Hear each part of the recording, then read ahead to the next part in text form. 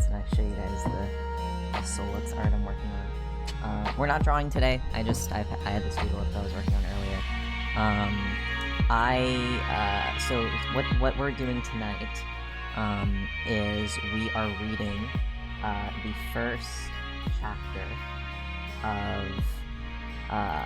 of Ultimate Universe on stream, because I want my friends to read it, and they won't read it on their own, so I'm reading it.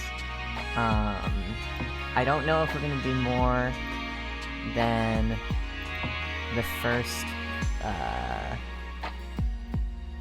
chapters. Like, we'll see. I don't know how deep I'm gonna go into this. F7, or F11. This over. I can make it smaller. Oh, it's black text too. Well, it's not all black text.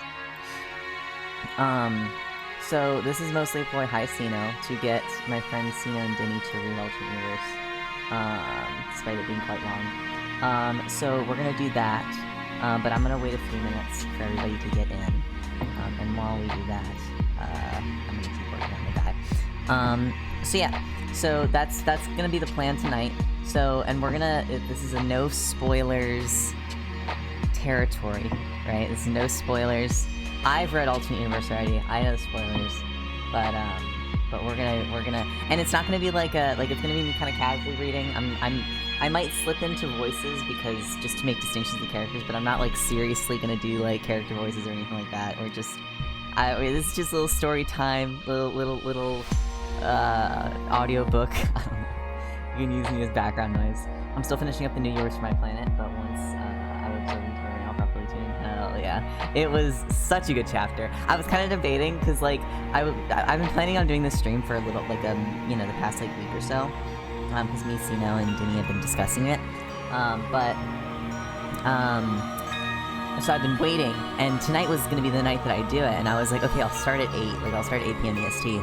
And then, like, right as I'm about to start stream, I'm just like, surprise! Fucking new chapter. I'm like, god damn it. Oh my god, early? So I got a little treat, and I was like, oh my goodness. I get a little treat. So I was very happy. I was a little happy guy. Oh my god, Incurious, thank you for the Prime. Also, hi, Key Smash. Hi, Elifty, I saw you earlier, too. So yeah, so we're having fun, and I'll just be, like, showing the whatchamacallit, the AO3 screen or whatever, and I'll just scroll as we read. What kind of fanfic are we reading? We are reading, bada bing, let me pull up we are reading a Homestuck fic. One of my favorite Homestuck fics. Called Ultimate Universe. I'm doing this literally because I want Sino and Denny to read it, but they do not have time, so I'm reading it out loud to them. And we were gonna do it on Discord call, but I was like, oh, why don't I just stream it? So you guys can just come along for the ride. But it is a Homestuck fanfiction, and you do not need to know anything about Homestuck to be able to enjoy this fic. This is one of my favorite unda fics because it is, for the most part, like, completely disconnected from Homestuck. You can understand the story, you can understand the vibe, to understand it. Is this ever will be here for reading of Ultimate Universe? If I know you. Yes. So, Ultimate Universe, you do not need to know anything about Homestuck. You will be totally fine. Anything that is, like, referencing Homestuck is either minor or gets explained in the fic itself. But this is a separate setting. It focuses, the POV character is Karkat, so Karkat's the main POV character. It takes place on Earth, in a world where magic exists, and it's kind of a, like, magic school mixed with, like, gods and mythology and fantasy, but, like, college setting too. It's really fun. It's a great fic. I fucking love it. And yeah. So, fun stuff. So we'll get started. I will wait a few more minutes. I just want to make sure Denny is here before I get started. And so I'm waiting for Denny to pop in chat. Music is a little bit loud? Okay, cool. I can turn that down. How many chapters are you reading? We are only reading chapter 1 tonight. I gotta still get a feel for how long the chapters, like how long it'll take me to read the chapters, because the chapters are pretty long. For me, reading when I read by myself, because I don't usually talk out loud when I'm reading on my own, takes me about anywhere from 30 minutes to an hour to read a chapter of unda fanfiction. So if we even just double that for reading, to take into consider reading out loud, this will probably be like a 2-hour stream, is my estimate for one chapter. Because the chapter word, or the word total for the whole chapter, for the whole fic, is 100,000 words. So 735k. So it's a fucking series. It's a fucking long ass fic. And I don't know how many chapters will, like, if we're gonna actually read all the chapters on stream, or if we will, you know, just read like the first couple. So we'll kind of feel it out. Yeah, it's funny because so the other unda fic that I'm reading right now that just got updated. So this just got updated today. This is Your Worst Star, My Planet. This is sitting at about 1 million words. It just passed 1 million the last 2 chapters. But this one just updated. This one literally updated an hour ago. And I just finished reading it. And it was great. And this one's also another really good one. This is another one where you don't really have to know anything about Homestuck to be able to read it. What are we reading? We are reading Ultimate Universe by unda. Oh god. Boop, boop, boop. First chapter. I should probably do something in the title, or like, if I had a mod here, I'd make a command.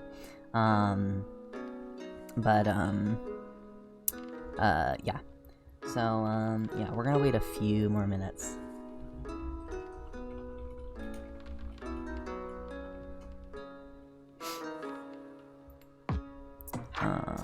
My girlfriend has been posting minimum 1 chapter a day for the past 400 days, so she's creeping on 500 words, or 500k words. I can't honestly, don't know how she does it. Yeah, people who can write, like, fucking batshit are crazy. I've done a little bit of writing. I've started doing a little bit of writing, stuff. In fact, I can,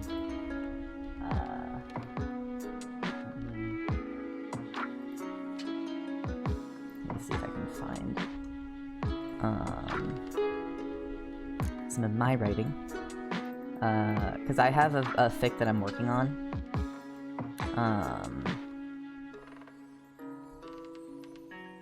I have a fic I'm working on. And it is at...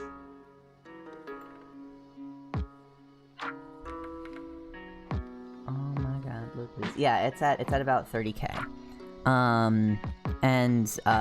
This took me a fucking forever to write. Well, not forever. I've been working on it for, what, like a month now, maybe? On and off. So, and it's been kind of fun. You know, Homestuck fanfiction stuff. But I'm not really a writer, you know, I'm mostly a reader. I'm mostly an artist of the, you know, illustrative,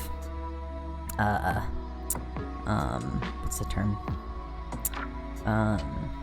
Delineation? That's not the right word. Of the artistic sway.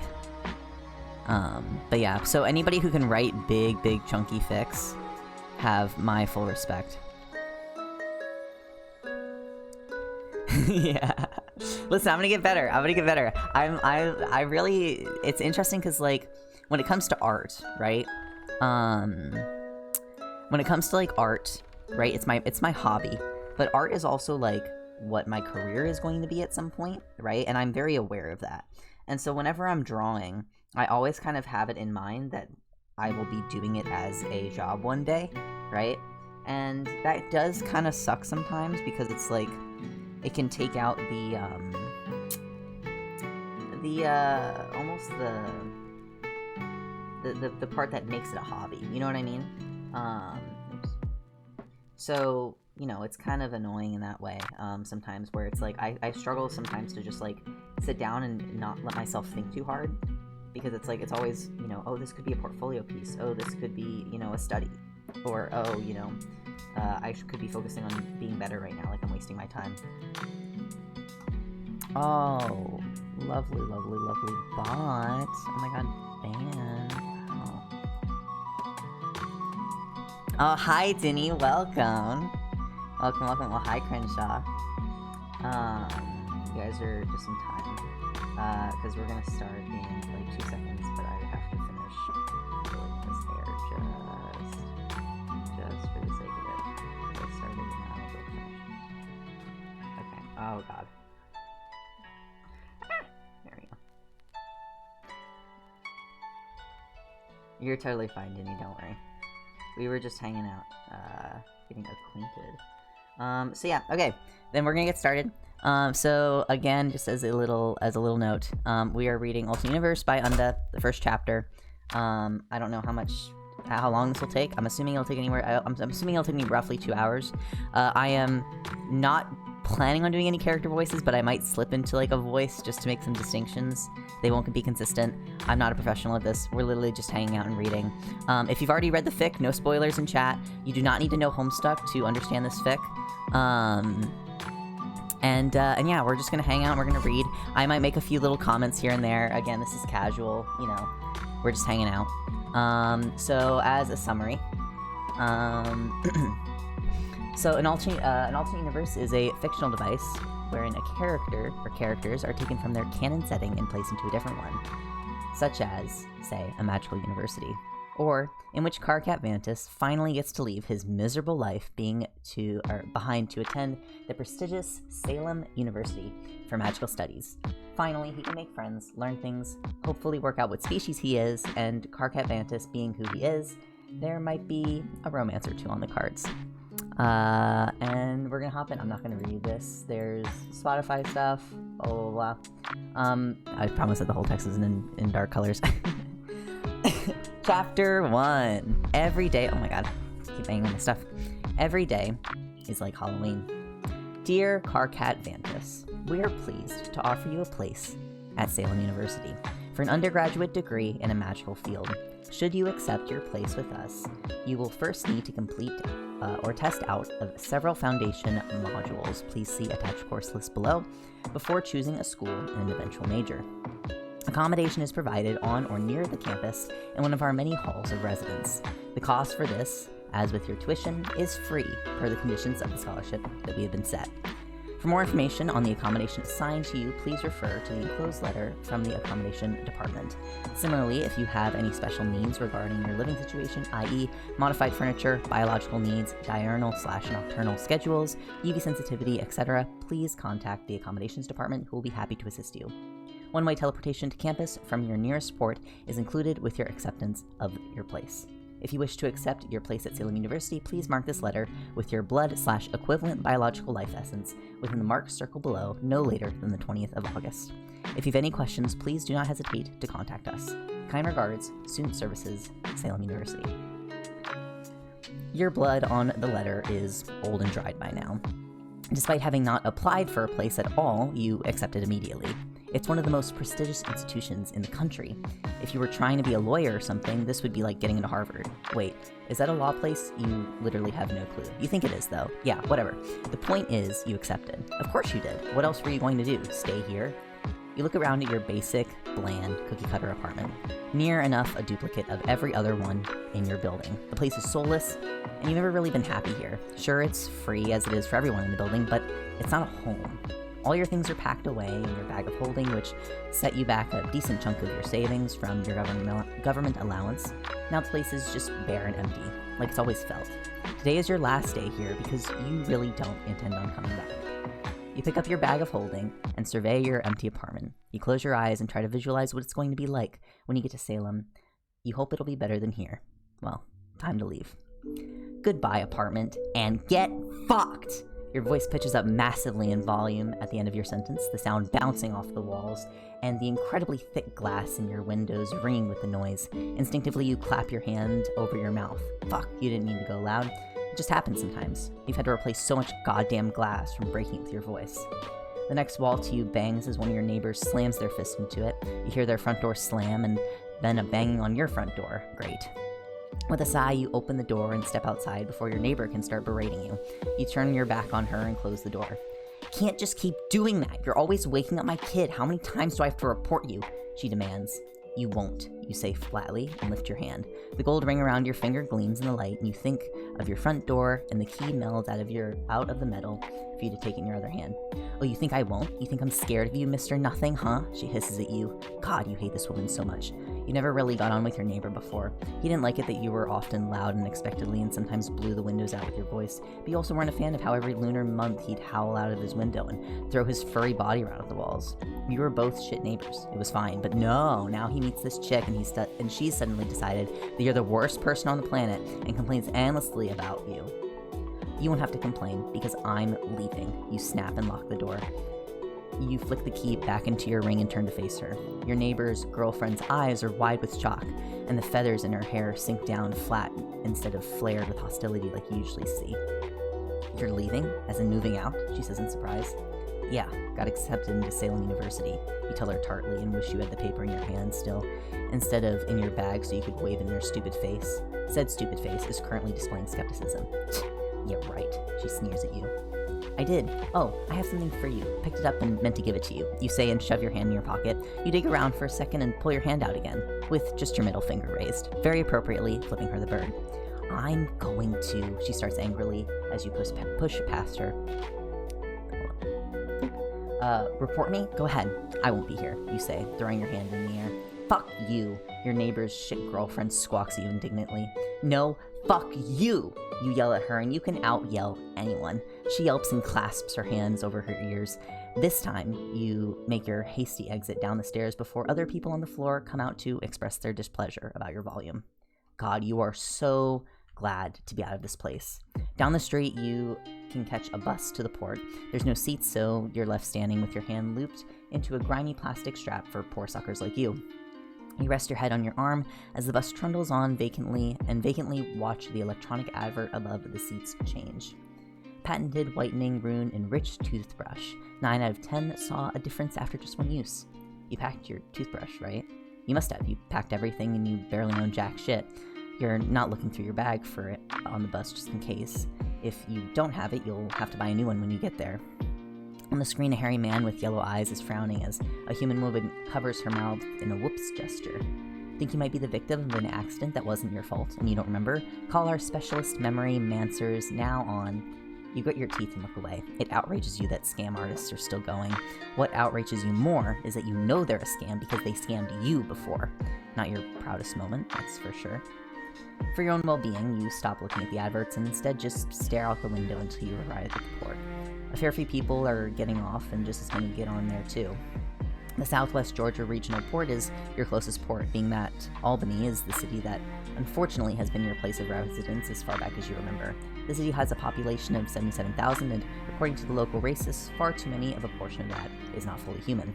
To be fair, you have the dubious privilege of having no obvious outward signs of being non-human as long as you're not yelling too loud, and as long as the humans you're talking to isn't sensitive to quote-unquote otherness. Unfortunately for you, although you look human, some regard you as not the right shade of human, so you get shit from different races, which is fantastic. Alright, you're sure that there are nice things to say about Albany, Georgia, but currently you can't think of any. Okay, you like the food, and it's nice that it never gets cold, but it's way too hot in the summer. Wait, you're complaining about it again. Look, it's fine for other people, you're sure. It's just never been a home to you, and you've never belonged here. You could not be more relieved to be walking into the port building. Once inside, you head to the domestic port section. You're not leaving the country, so you get in line for the US, and wait your turn as the line slowly snakes along. You rummage in your wallet for your ID and take the time to get your offer letter out of your bag, as well as the follow-up travel permit they sent you when you accepted the place. You're all ready when it's finally your turn to go to a booth. Mostly behind a thick perspex wall is a bored-looking woman with wildly ugly glasses. Without being asked, you hand over your ID and your letter, which she looks over. Her eyes catch on your ID as she peers at you. Species unknown? She asks, and cranes her neck slightly to get a better look at you. Yes, you say, instead of, "That's literally the fucking thing you just read on my government-issued IG, you dribbling moron." You do still want to travel today because you're getting out of here, remember? The woman sighs like you've personally inconvenienced her and pulls up a sheet of paper from a drawer as well as a badge on a cord. "Did you pack your bag yourself?" she asks without looking up, too busy filling something in on the badge that you can't see. "Yes, just me," you confirm. "Do you have any living creatures within your bag large enough to see with the naked eye? Any cursed items? Are you carrying anything for anyone else?" The woman recites off monotonously. "No," you tell her. The woman stamps the badge, slips it into a plastic wallet on the cord, and slides it along with your ID and your letter back under the slit in the glass. "Put your badge on, go up to the special security, and fill out this form," she says, and slides another sheet of paper for you. You take everything and stare at the woman. Stare as the woman buzzes for the next person to come to the booth. "But where?" you start. "Go," she tuts and waves you off. "Well, okay, fuck her. You'll need to ask someone else where to go or find a signpost." You put your ID back in your wallet, put your letter in your pocket, and slip the badge over your neck, and oh, right before you is a giant floating arrow appears. You take the badge off and it vanishes. Put it back on and it appears. That's actually really cool. You glance self-consciously around, but you don't think anyone saw your childish amazement. You obediently follow the arrow to the port, stopping only once for coffee to make sure, and sure enough, it takes you to a specialist security waiting area. Taking a seat, you can finally look through the form that the woman gave you, which may as well be labeled, "You don't know what you are, but we need to know if we can transport you safely." A lot of these questions, you're able to just say no and skip past all of the if, yes, then sub-questions. "No, you have never been possessed to your knowledge. No, you've never been cursed to your knowledge. You are not wanted for any magical or non-magical major crimes." Who would say yes to that? "As far as you are aware, this has been your body, and you've not gained or lost any body parts in your life." The section about magical ability makes you hesitate. Your voice is loud, glass shatteringly so, and at times it goes that way without you meaning for it to, hence why you were so popular with your neighbors. You don't think that's magical as such, more a physical thing. You can interact with and use magic items just fine, but you've never shown any magical skill of your own. The letter in your pocket from one of the top magical institutions in the world suggests otherwise, however. They don't make mistakes, and they chose you. You write down what you think is best and wait until the floating wait sign in front of you beckons. You get up and pass through the gate into a room. "Form, please," the woman there says, holding out a hand. She seems human and is maybe in her 30s. Her clothes are the standard uniform of port employees, except she gets a dark blue robe as well. Her eyes scan your form, and you take the chance to look around the room. The room is perfectly square, maybe about 10 foot wide. Within the middle is a white painted circle with magical script written around. There are several large blank spots within the circle, and notably nearby there is a low table with a pot of paint and a brush. The floor is linoleum with grates around the edges along with a bucket, mop, and a jug of sanitizer next to it. The lights are somewhat dim, and large candles burn in several points of the circle. "Okay, Mr. Vantis, my name is Opal, and I'll be your transporter today." She smiles and holds out a hand. You shake it awkwardly. "You wrote none for parents in their species? Do you have no memory of your parents, or do you mean you never had any?" the woman asks. "I don't remember anything before the event," you tell her, and she nods. "And about your magic?" she asks. "I've never done any, but I got sent this," you say as you pull your acceptance letter out. Opal's eyebrows shoot up in surprise, and she gives a low whistle of admiration. "Wow, congratulations. I didn't even meet the standards to apply there," she says, and hands your letter back. Not something super reassuring to hear from someone who's going to magically send you across the country. You're right, though. There must be something about you they see. I'll need to run some checks on you, first for curses and the like," Opal explains, and pulls a metal ball and a string from a pouch at her hip. She sways it near you, and there's an odd prickle of your awareness, but nothing happens.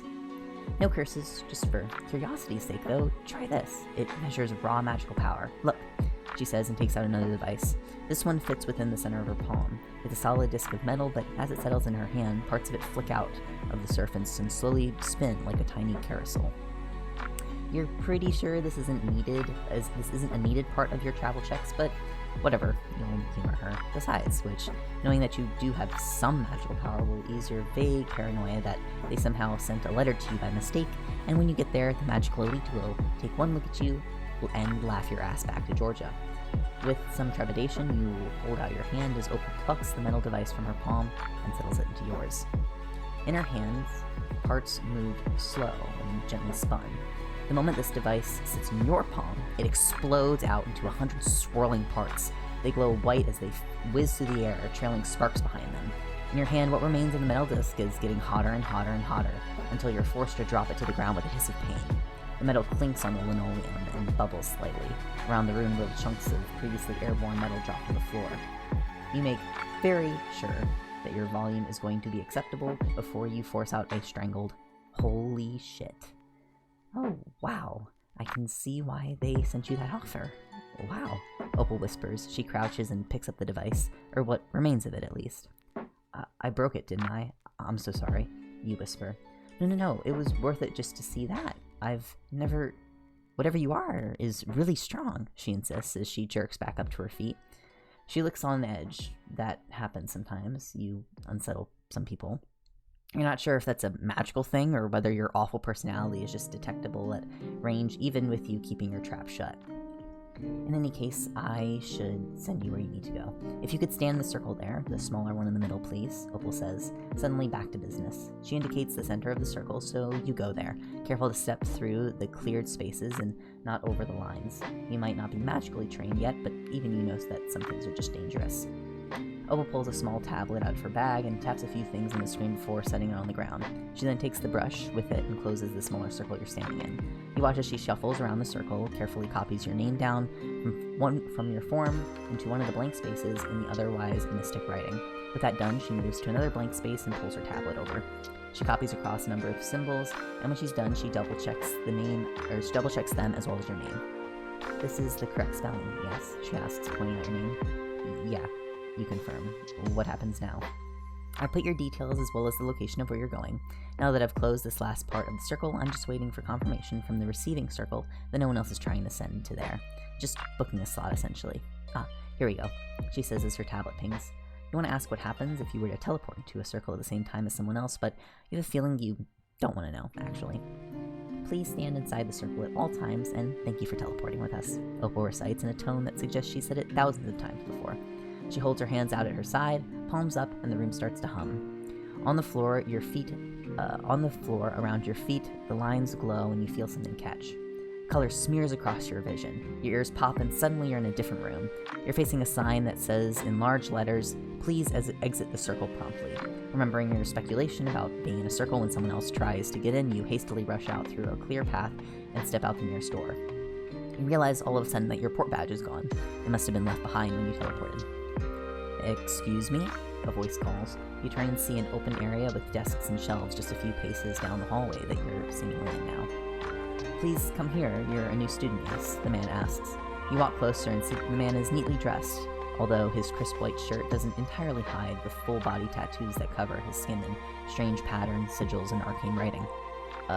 Yeah, I am," you admit. "I figured as much. That dazed look gives you away. First time teleporting?" the man asks with a smile as he nudges his glasses up his nose. You nod. "Well then, if you give me your name, I can register that you've arrived and give you your things," he says cheerfully. "Carcat Vantus," you tell him. "Excellent. Carcat Vantus," the man says, his voice taking on a different quality as he says your name. He holds up a hand, and a thick envelope whizzes through the air and drops into his waiting hand. He flicks the envelope open and pulls its contents out. "Alright, some keys for you. Your dorm building key, your apartment key, and finally the one to your individual room. You're in a shared apartment with one other person, and as you didn't request otherwise, it's mixed sex. I see we did get your soundproofing request, which is fine, as your roommate requested the same, it seems, so that's not a problem," the man says and hands you 3 keys in succession. You turn your hand so your key ring is accessible and meld each key with the metal one by one as you clearly think on their purpose. Here's a map of the campus. Your dorm is here, and the details of your room are on this sheet. You're on the 4th floor, room 13, lucky number. Your class schedule is here. Some things are missing still, but it will fill itself in when the last few professors finally get their act together and confirm things. Classes don't start until Wednesday, though, so don't worry, he explains and circles a building on the map in pink highlighter. You have a small kitchen area in your apartment, but food is provided to students between 6 a.m. and 8 p.m. in this building here. There's shopping places all around Salem. I'm sure you know how to Google things. If you need anything, you can call us on this number, but read everything in here first, because the answer is usually in the pack we give you. Your student ID is inside. You'll need to keep that on you, and the instructions for getting a photo in it are included with it. So here's your map, and I'll put the rest in here. You get down that hallway. It's the first door on your right, okay? The man says brightly and puts the envelope in your and map in your hand. You blink a little gormlessly at him. That was such a rush of information, but you think you got the gist. Go out that way, read your map, and the papers they given you, stupid. Right, yeah, okay, thank you. You nod and step away from the desk. The man smiles and looks at his computer screen, starting to type, which is probably what he had been doing before you cluelessly blundered into the hallway. You push the double doors and reel slightly at the sudden shock of temperature. It's not like it's exactly cold here, it's still September after all, but it's a lot cooler than you were on the other side of that whole teleportation deal. The air outside feels crisp and clean as you walk further out. The building you just left is clean and modern looking with pale bricks, but around you are far older and grander buildings. Their previously light stonework slightly discolored with age into a grayish color. A fountain bubbles away merrily in the shape of a tree with leaves of water. Other people your age are wandering around in groups talking to each other, other students no doubt. Orienting yourself on the map, you glance at the buildings around you to work out what they are. That over there seems to be the Department of Magi Medical Studies. To your right in the very old and fancy building is the History Department. You squint over the roof and see a tower in the distance that you'd bet from the dome on top is an astronomy building. Well, first things first, you need to get to your apartment. You follow the map out onto the street and pass pretty houses with jeweled toned wood, siding, and cutesy light catchers in the windows. There are bakeries, coffee places, small shops. Everything seems to be leaning heavily into the magical vibes, and you'd bet that the place gets a lot of tourists, too. Within maybe 5 minutes, though, you find a large multi-story building, which is one of 3 in a horseshoe shape to the road, outside of which is a large stone sign that reads, "Student accommodation provided by generous donation." Donation from who you don't know. With your building spotted, you head inside. Today, at least, the front doors are open and the security guard chilling at the front lets you in with a flash of your student ID. 4th floor, room 13. The door is unremarkable from the rest, distinguished only by the numbers screwed to it at eye height, and below that a small whiteboard is half filled with the single word, Rose. You hesitate for a moment and then get your key out, taking a moment to recall which one it was. You slide your key in the lock, turn it open, and open the door. The room that greets you is mostly bare, and when the door swings shut behind you on its own, all sound from the hallway vanishes immediately. There is a living area with a square dining table that could perhaps fit 4 people around it. There's a small sofa that looks well worn, and to your right, a kitchen area currently crowded with a clutter of items and boxes. At the far end of the room are 3 doors in different directions, one of which is half open. It then swings all the way open, and a girl steps out, looking right at you. "I thought I heard someone," she says and walks over to the kitchen area, dumping the boxes in her arms on the surface there.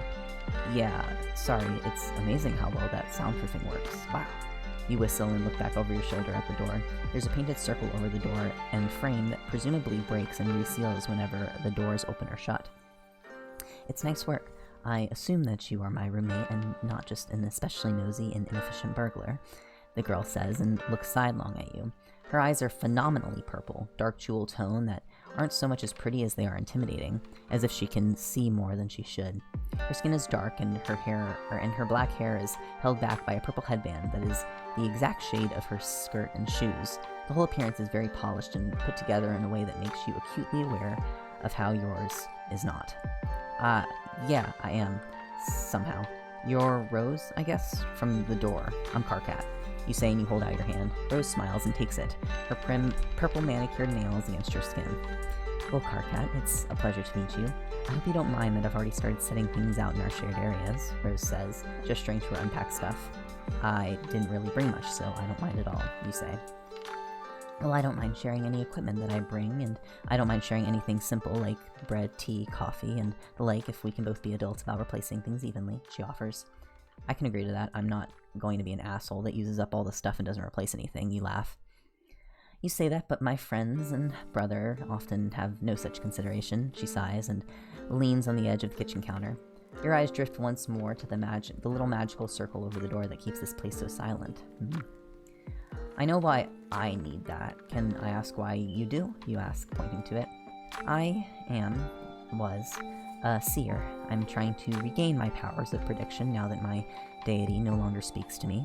A quiet environment always aided my meditation and visions before. I'm hoping it'll do the same here," Rose answers with a touch of sadness. I'm sorry, who was your deity?" you ask and immediately regret doing so, but isn't regretting your words the prime Carcat Vantis TM experience. "Cthulhu. Rose answers lightly, her intense gaze boring into you. Oh, Cthulhu, the god that wants to do terrible and unknowable things to humanity, the cosmos, and everything living in it. That's what's been whispering visions to Rose before? That's great. Okay, cool. I needed the spell because I can't control my voice sometimes. It gets really loud. My last neighbors really hated me. You blurt out instead of saying anything of what you just thought. Really? Why is that? Rose asks curiously. Her eyes flicker over to you, and you know she must be checking out to see how human you do or don't look. Fine, you have to live with her, so you may as well be open with this. I think it's a thing for whatever species I am. Not that I remember what that is. You sigh and shrug. Huh. Rose nods. You look around the room again. That's a nice TV set up there, and you bet that didn't come with the apartment. Right, I already picked the room on the left there, so the one on the right is yours. Our bathroom is in the middle. Feel free to unpack or what have you. I'll try to sort this mess of stuff out. Rose says with a wave towards the pile of things on the kitchen counter. You nod, desperate to move away from this god-awful conversation that you've gotten yourself into. Rose pries open the lid on a box, so you head off to the room that she indicated earlier. The room itself has a large single bed in it, albeit currently bare of bedding. There's drawers, empty bookshelves, an empty clothing rail, and basic desks and chairs. Nothing super fancy, but also it doesn't look cheap either. When you investigate the window, you find that it has, too, that silencing circle at the top of the frame, and the glass is several inches thick to protect it from your voice. You pass several hours unpacking, finding spaces for things and despairing a little at how plain your room is. Needless to say, you're thankful when Rose eventually eases your door open. I did knock, then I realized that the sound wouldn't transmit. We should probably get a system of hanging things on the door if we don't want to be disturbed at all, Rose says thoughtfully. We could make like a flip sign of some kind, like, don't come in at all, and you can come in but I might be busy, and then leave the door open the rest of the time, you suggest. That's a good idea. She nods. You watch as she looks your room over. That's a very organized collection of books, Rose remarks and nods towards your overflowing shelf and subsequent pile on the floor by your desk. Books are the only thing you really have in abundance in your room. Oh, well, yeah. I wish I had more space.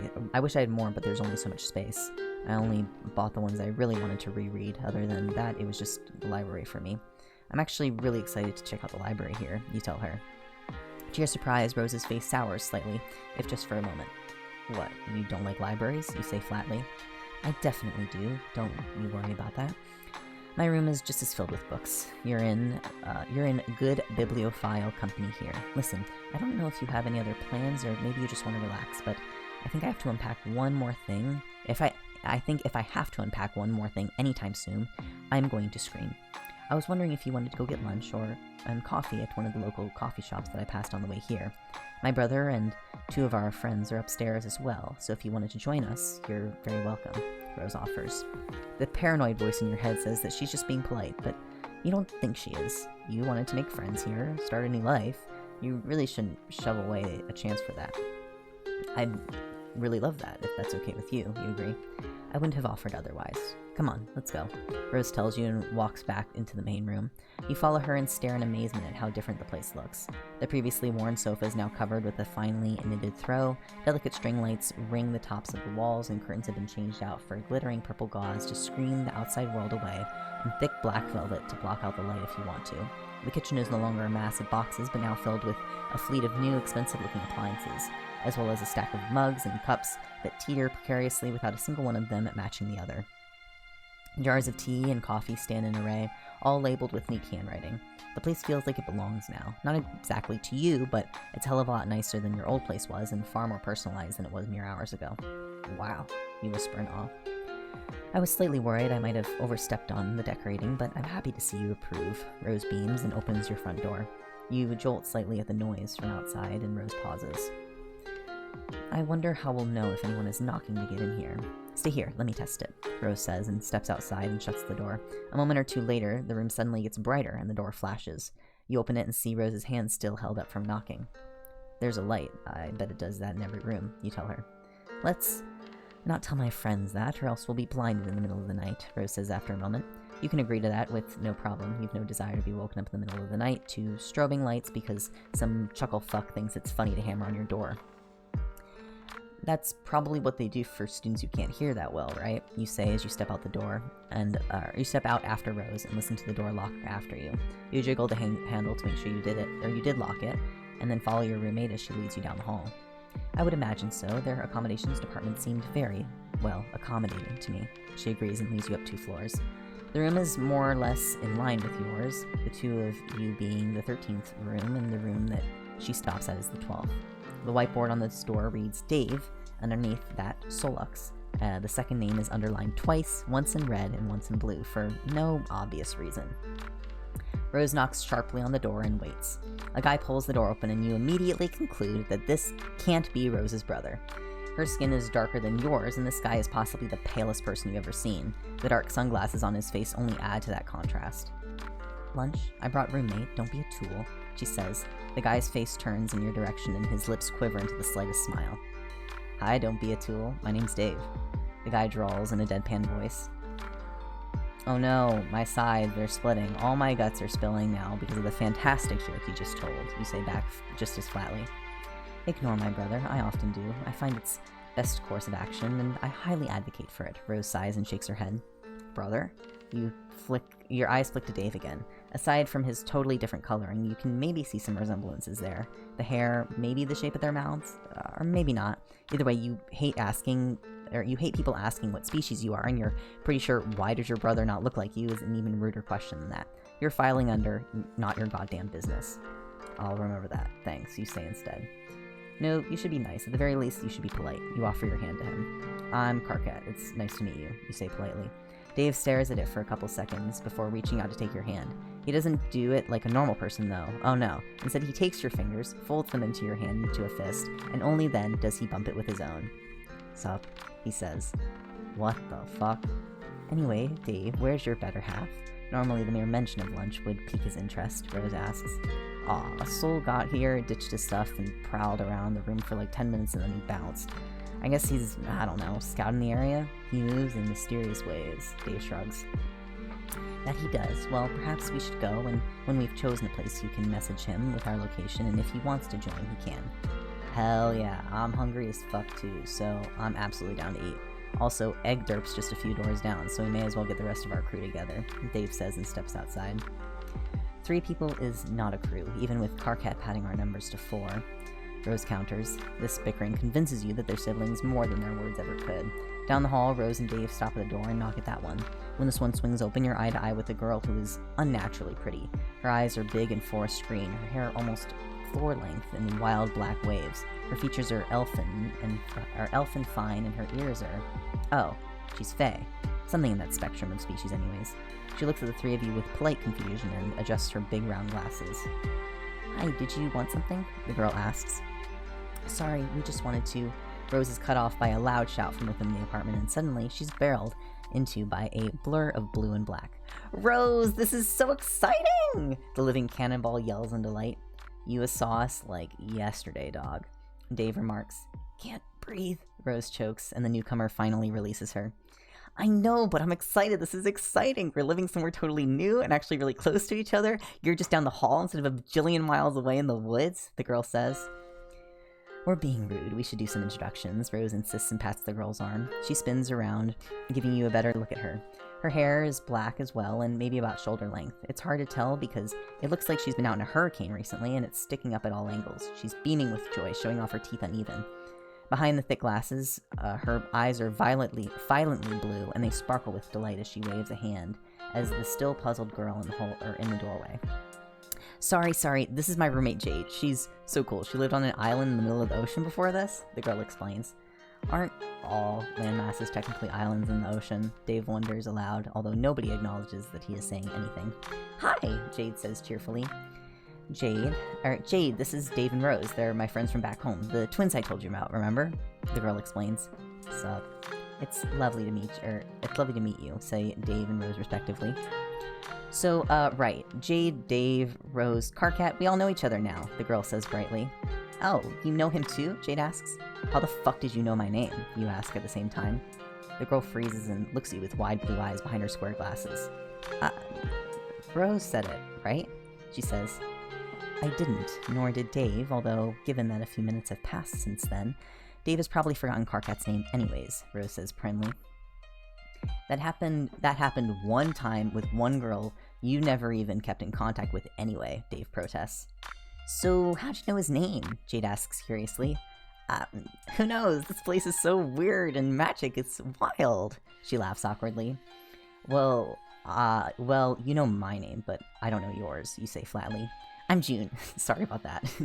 She laughs and holds her hand out, and you shake you shake hands like a normal goddamn people. Anyway, sudden magical knowledge aside, we were heading to get some lunch. Would you like to join us? Rose asks, politely moving the discussion along. I'd kill for something good to eat right now. Jade, you should come with us, June says brightly. Psh, I think I'd kill not to unpack things for a bit. I'd love to come if that's okay for me to tag along. Jade grins. They're letting me come along, you point out, making her laugh. No sulks? June asks. June asks Dave curiously, though he doesn't pout. Dave manages to give a stoic impression, to give as stoic an impression of pouting as possible. He's not my actual shadow, you know, Dave protests. June just snickers and throws her arms around the twins. The five of you leave the building and wander semi-aimlessly until you find a likely looking coffee place and step inside.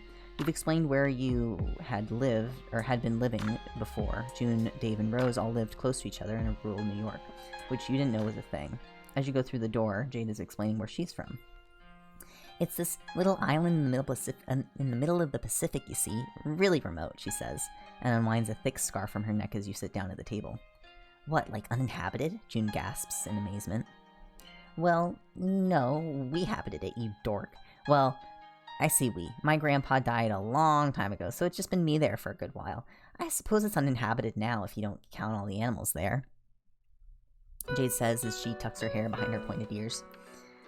I don't think I've ever been anywhere like that. I certainly don't remember it. It sounds beautiful, though. Tropical islands, sands, waves, exotic plants. You sigh, just imagining it. It's so pretty. All the plants are lovely. I managed to breed all kinds of hybrid species on my own, too. It was great, Jade smiles, though the expression doesn't quite reach her eyes. What made you decide to come to Salem University?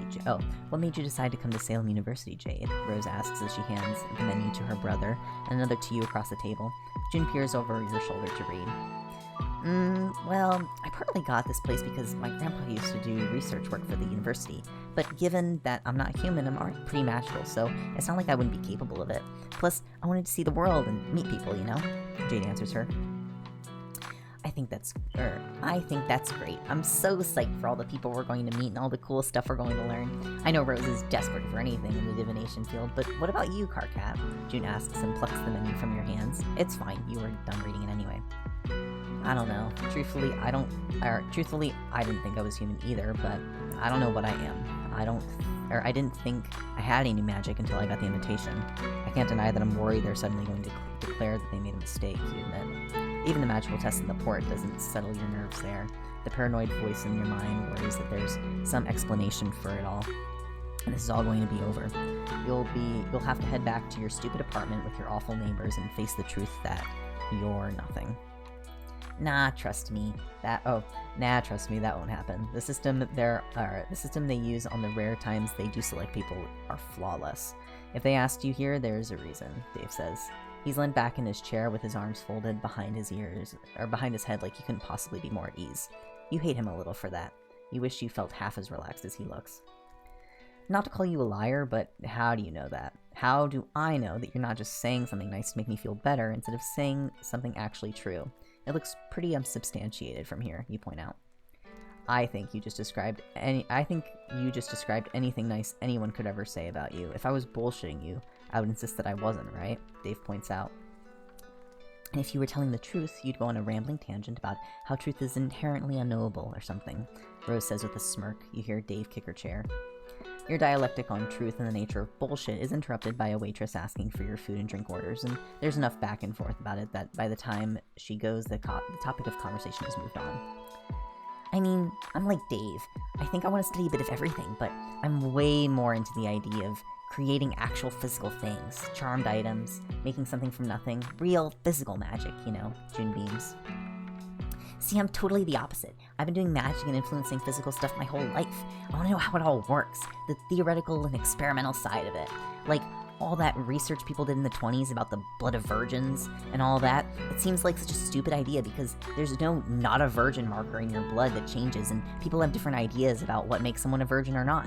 It didn't perform the same culture to culture, and even between genders. It took ages until they worked out that you have to have experienced, or you have to have had an experience that you think changes your status. What you think counts, your life essence as it were, remembers that information even when you forget. They did follow-up tests on people with memory loss, and even when they couldn't remember their blood, they still did because they have the same soul that recalled that experience. That's why hereditary magic works, but sometimes hexes intent on following family lines do weird things with adopted family, and people you accept in your soul as your family. That's fascinating. I want to learn how everything about how magic works, Jade says in a rush of overexcited words. You'd heard about your soul retaining information even when your mind forgets it. It's half of what sold you on the fake memory recovery thing before. It's at least a little reassuring to know that it's a real thing and not just a scam you totally fell for. Rose starts talking to Jade about the validity of the research, and June elbows Dave. You hear her whisper about how she knew they'd get on. You have a strange moment, an almost out-of-body experience where you see yourself as you are right now. You're in a coffee shop near a prestigious university with people who invited you to be there with them. You're having a good time and awaiting food and drink. It's a nice day and you're enjoying this. Finally, something you've felt was missing for so long actually seems to be happening to you. It's crazy. It seems like things like this have never happened for you. Your food arrives and the moment passes. Ooh, what'd you get, car cat? Jade asks, leaning over to look at your food and drink. A chili chicken wrap with a mocha, you tell her. That's coffee and hot chocolate, right? Grandpa had cocoa on the island, but I can't say I liked it that much. Then again, it was all well past use by the date and time that I got to it. It wasn't bad for me or anything, but it just wasn't as good as it looked on the tub, that's for sure. Jade chuckles. You glance at your mug and then offer it to her. You want to try it? You sure? Do you want to take a sip of mine? It's just coffee, but she says and looks at her own mug. I'm well versed in coffee by now, don't worry. If you want to try some, you can. Or don't. No skin off my balls either way. You say, and as the words pass your lip, they go through your brain. You really should do the other way around, but here you are. Jade chokes a little on his frappuccino, and June snort laughs out loud. Those sure were words that I said aloud in company, you groan. Jade laughs and takes the mug from your hand. Well, if your balls are at stake, I suppose I should try, Jade says with a wink. She takes a sip and her face lights up. Wow, that's really good, she gasps. What, his balls? Dave snickers and Rose laughs quietly behind her hand. I don't know about that, but I'd definitely order that drink next time I come here, Jade answers, saving you a little embarrassment. Cool, great, happy for you, you choke out. Fucking hell, Carcat, that was amazing to see. Dave snorts and you naturally flip him off. There's a noticeable ping and a red phone charm around Dave's wrist flashes. Dave flicks his wrist and catches the phone in his hand. Who is? Rose starts, but then the phone charm at her wrist pings as well. Rose more elegantly pulls her phone from her pocket dimension of the phone charm and taps at the screen. Rose, Dave says slowly, his face turned towards her. Rose's eyes go wider as she reads, and a muscle in her jaw twitches. I don't think they mean it like that, Dave says quickly. I got this place on my own goddamn merit. I had tests. They can't just... Oh, I'm going to have words. Rose snarls and gets up. Rose. Oh, shit. Sorry, gotta go. Dave yelps and rushes after her right out the door into the out the coffee shop. What was that? You wonder aloud. No idea. When Rose looks that mad, I try not to be noticed by her. Good advice to you if you're going to be a roomie. June intones wisely over her coffee. I hope everything's okay for her, Jade says with a little sad downturn of her mouth that lingers after. I'd be more worried about whoever sent that message to her. June laughs. June laughs. Hey, I was thinking we could see if we can find some fresh herb plants to put on the window. I'm sure we'll need them in classes eventually, or else cooking, Jade suggests. The conversation between the two of them keeps veering into their shared apartment, and you obviously can't contribute to that discussion. Maybe you should leave them alone. You find a lull in the conversation to make your exit. I think I might go and look at the library. I'm sure it's around here somewhere, you say, rummage through your bag for your map. I saw it over that way before. I accidentally went too far past the dorms and caught a glimpse of it. It's really big. I'm gonna have to look through it sometime as well. I just want to get unpacked first, Jay tells you and indicates a little further past from where you came from. That sounds very responsible, you say and get up. I'm going to procrastinate instead of doing that. Jade laughs and June grins, the expression only faltering when her phone buzzes. Clearly, everyone has more people in their life than you, although you can't help but note that Jade doesn't have a phone charm on her wrist. Given that she just got here from a deserted island, she probably doesn't have a phone or anything to call her if she did. June clicks the phone with her finger and holds it to her ear. "Hey man," she chirps brightly. "I'm gonna go," you whisper to Jade. "I'll tell June you said bye," Jade reassures you. No, they left. No idea.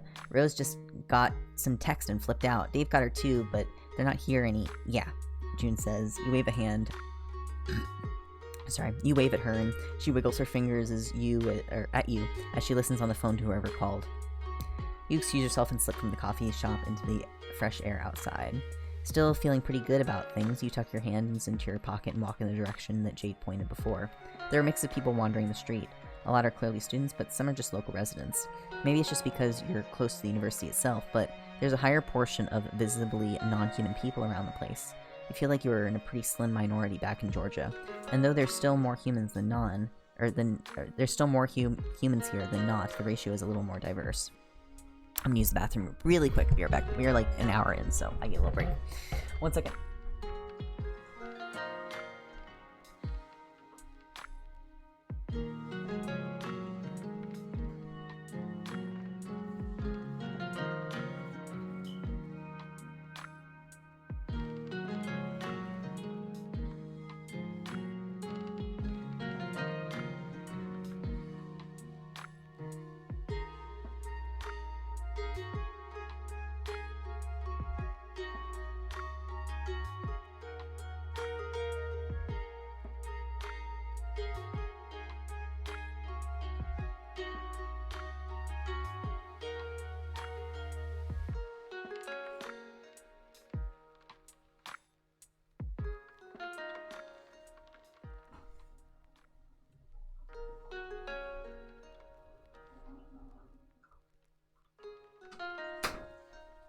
Woo, I'm back.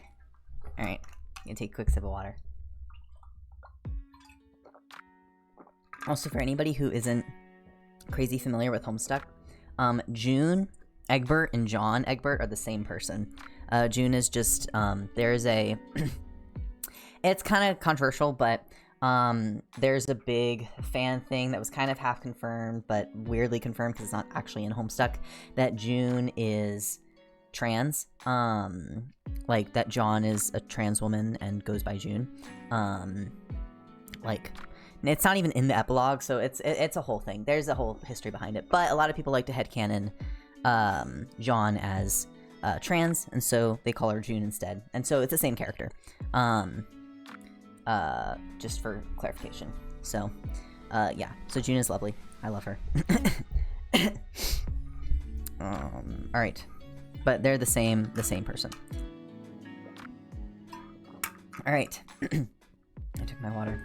I probably should have refilled my bottle before I start stream, but that's fine. Okay, back to reading. Let's go. You pass a pretty dryad girl talking to a boy. Further on there's a guy who seems human at first glance, but you clock the slightly pointier ears and the faint blue sheen to his skin. And over there, an actual demon. Holy shit, you've never seen one before, but there he is, just leaning against a building. He seems to sense your eyes on him, and his attention snaps to you. Quickly, you avert your eyes. It's rude to stare, and you shouldn't do it, but still, this is exciting. You're excited. Walking on a little further, you get close to your dorm, and a prickle of awareness creeps up the back of your neck, making you glance around. Walking behind you on the street, his eyes locked on you, is that demon from before. His eyes are a featureless glow, one red and one blue, and you feel as if he's staring at you. You avert your gaze, unsettled. He probably just lives in the dorm, same as you. Of course he's coming this way. You shouldn't keep staring. He probably wanted to come here and study and not be gawked at, same as you do. You go on, heading towards where you think the library is, but your back is tense and you swear you can feel a burning gaze right between your shoulder blades. You're imagining it. You have to be, right? You swallow the lump in your throat and focus on the library. That's where you're going. There's nothing and no one coming up close behind you. Fuck it. You chance to look around and oh shit, the demon is even closer than before. His mouth splits into a slight sinister grin when he sees you looking, and it makes you whip your head around so fast. Shit, he's following you. He is definitely following you. Walking with a little more speed, you look around urgently for the library. Just as Jade said, it's a huge building, and you can see it when you pass the building to your left that was previously hiding it. You can make out a sign on it too that says Lalonde Library. Maybe if you can make it there, you'll be okay, right? It's across a decently sized square with a small market going on in the middle. You could lose the guy in there, perhaps. The speed that you're going now is decidedly not a run, because that would imply that you're afraid of this guy and you don't want to let him think that. But you're going about as fast as you can go without actually running. One last time you look back and he's right there, so close you can almost touch him. Oh god, you break into a run through the market, dodging around people as you run full pelt through it. Looking behind you as you rush past a small spice stall, you find that you've lost him. At least that's what you think until you catch sight of him on the roof of that very stall. You run as fast as you possibly can, weaving through stall and people and eventually sprinting towards the library. You're exposed out in the open and there's nothing you can do. You explode through the doors and roll through the barriers there. You sharply skid over the floor, and when you see a sign for the stairs, you hurl yourself through the doorway there and into the stairwell. Staring at the shut doors to the stairwell, you gasp for breath shakily, back up the stairs, but the door doesn't open again. Fuck, that demon was definitely following you. Can he come into the library? Perhaps not if it's university property. They probably have some wards or some shit that protect against evil intentions or something, right? Looking at your hands, you see that they're shaking. You take the time to calm down. You're fine. God, that was freaky. Well, you're in the library now. It'd probably be wise for you to stay here for a while in case that demon is lurking outside somewhere for you. Besides, you wanted to check this place out, didn't you? Somewhat recovered, you ascend to the next floor of the building. It helpfully has a list of what's on this floor and the others. Skimming over the subjects, you get your breath back and let your heart rate drop a little. Your eyes stick on a few floors up. Demonology, demon history, demon cultures, and traditional magic, or magic traditions. That could be useful. You could find out what the hell kind of demon that guy was and how scared you need to be of him. It is a fair few floors up though, so you may as well take the elevator instead of sprinting up the stairs like a crazy person. When you get out of the floor you want, you find yourself in no hurry to get to the right section. Instead, you're caught in admiring the library itself. The place is lavishly decorated. The shelves are heavy dark wood, as are the ornate desks set around in clusters throughout the room. Thick carpets run aisles between the shelves, with polished white stones as the floor between the stacks themselves. Ambient magical lighting illuminates the area generally, but you note that little motes of glimmering light gather around people as they walk about, so that wherever they are is well lit. The smell of old paper fills your nose, and the soundtrack of pages turning and soft pen scratching reaches your ears. The place is, well, magical. You follow the number towards the section that you wanted, passing several ornate oil paintings and historical magical figures. The last one you pass has a man with a long gray beard shooting off lightning out of a staff. You're not sure who it's supposed to be, though. Alright, demonology books. You run your fingers over the titles until you come across a likely tome. Demon classification. Sliding the book out, you crack it open then and there. Demons can be broadly categorized by several metrics, and understanding them is easier when these are known. Firstly, a demon's purpose. Every demon has at least a broad purpose, although some seem to choose their purpose rather than strictly being made for it. For example, a demon created purely to guard something will do that, and function very differently from a demon whose purpose is to seduce people's souls out of them. The same species can thus appear remarkably differently. As such, ascertaining a demon's purpose will allow a witch to better understand the likely capabilities of that demon. Secondly, demons are categorized in power. The full power level of a demon cannot exceed that of their creator, but they can and often are created to be less powerful. The rough power level of many high-level demons is already recorded. If you know who made a demon by way of them announcing it or sigils that they may wear, you can make an estimation of their power. Similarly, demons rank themselves by power, so if you have the opportunity to see how other demons react to that demon, you can better stand a chance of estimating their power. Demons, as with all creatures, should be regarded with caution and understanding of their capabilities. The third category is physical appearance. The way a demon appears tells you what kind of demon they are. Broadly speaking, demons possess horns. Skin in shades of gray, black, red, and blue are common. Their eyes are notably inhuman. Tails, sharp teeth, claws, scales, and fur can appear, but these vary a lot. All demons have some control over their form, given that their true forms are not technically physical. Their physical form is an indicator of their purpose. The more humanoid they appear, the more their purpose is likely to be interacting with other humanoids. Succubi and incubi have extensive shapeshifting properties to the extent that they can appear fully human for short periods of time. Other demons seem to only be able to perform minor alterations on their habitual standard form. The reasons for this are not widely understood. The first tip to identifying a demon: you're stood there with your head down reading the book when a strong puff of air goes across the back of your neck. You can't help it. You scream and jump away and throwing the book up in the air as you do. As you twist around, your voice still echoing with horrible volume off the walls around you. You see him. The demon who was following you is leaning against the bookcase, snickering to himself. I thought you were supposed to be quiet in libraries, he chuckles. He flicks a gray finger and your drop book flies into his hands. His glowing eyes flicker and you feel the weight of his gaze shift to you, pinning you in place. Aw, did you miss me? He grins and turns the book around like you hadn't seen the cover. You followed me, you hiss at him. The demon cracks the book open and flicks through it. All he offers you by way of confirmation is a vague, mm-hmm. That's not the response you really needed from your accusation, but at least you have a chance to look at him. Maybe you can apply your new knowledge on this demon. He's certainly humanoid, you'll say that much. He has gray skin, glowing, and 4 horns. They're not especially impressive horns. The longer set are perhaps the length of your hand from fingertip to the heel of your palm. The smaller ones are maybe half that. He has a tail, and you watch it swish to the side as he breathes, and correct that assumption to 2. The demon is tall, or taller than you at least, but still within the normal human ranges, and his physique is less, I'm going to rip your bones out and eat your marrow, and more, hello, I work at IT. Nevertheless, the guy gives off this unsettling aura that agitates you, and he very clearly followed you here, trying to intimidate you. You have no idea how powerful he really might be, or what his purpose is. That book was no help at all. Okay, you need to be brave.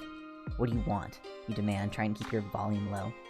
Right now, I want to know if you just picked this up to piss me off, because if so, mission accomplished. The demon snorts and shoves the book back onto the shelf. Why did you follow me here? I'm sorry I was staring at you earlier, but you can't just do that, you snap at him. The demon frowns slightly, and he doesn't really have eyebrows, or not much of them. What a stupid thing to notice. Wow, you're in a shit mood. If you're gonna be such a little bitch, maybe I'll come find you later then. What the hell? He hisses at you. I wasn't in a shit mood until you showed up, you insist, jabbing your finger at him. Oh, come on. I get that you're probably pissed, but it's not like this was my doing. I didn't know anything, KK. He insists. He's holding his arms out to the side like he's daring you to take a swing at him, and behind him his 2 tails are snapping sharply from side to side like a pissed off cat might. Wait, you say slowly, his words sinking in. What did you call me? KK? Seriously? That's what you're going to— Fine. Sorry for not addressing you properly, oh mighty Carcat Vantis. Go fuck yourself. I'm leaving. The demon hisses and turns. In a blind panic, you grab his tail and he yelps. The demon reels on you with fury written all over his face. How did you know my name? You blurt out before he can murder you. The demon freezes, his snarl falling off his face, leaving his mouth just slightly open in surprise. His eyes go wide, and to your alarm, what you thought was stupid eyebrows turns out to be a second smaller set of bicolored eyes. He stares at you with all 4 eyes as his expression shifts quickly through something to carefully blank. Forget I said anything, he says hoarsely. No, you know my name. You know my name, and you're surprised that I'm surprised that you know it. You thought I knew you, didn't you? But it's not like you mistook me for someone else. You've said my name, you insist, and keep your grip on his tails tight. Let me go, he demands. Tell me the truth. Do you know me? Do you know who I am? What I am? I don't remember anything from before the event, but if you know me, you have to tell me, you beg him. Past your shelves, you can hear a few other students demand for you to be quiet, but this is more important than them, so they can take a hike. I can't. Let me go. The demon snarls at you. Tell me the truth, you yell far too loudly. He winces and you hear several more people shout back at you to be quiet. Is there a problem here? A woman's voice makes you look up and around the demon. She's tall and imposing, with her skin radiating light. Long fangs nestle against her bottom lip. She's a vampire. Sharp claws dig into your inner wrist, and out of sheer reflex, you open your hand to try to pull your wrist back.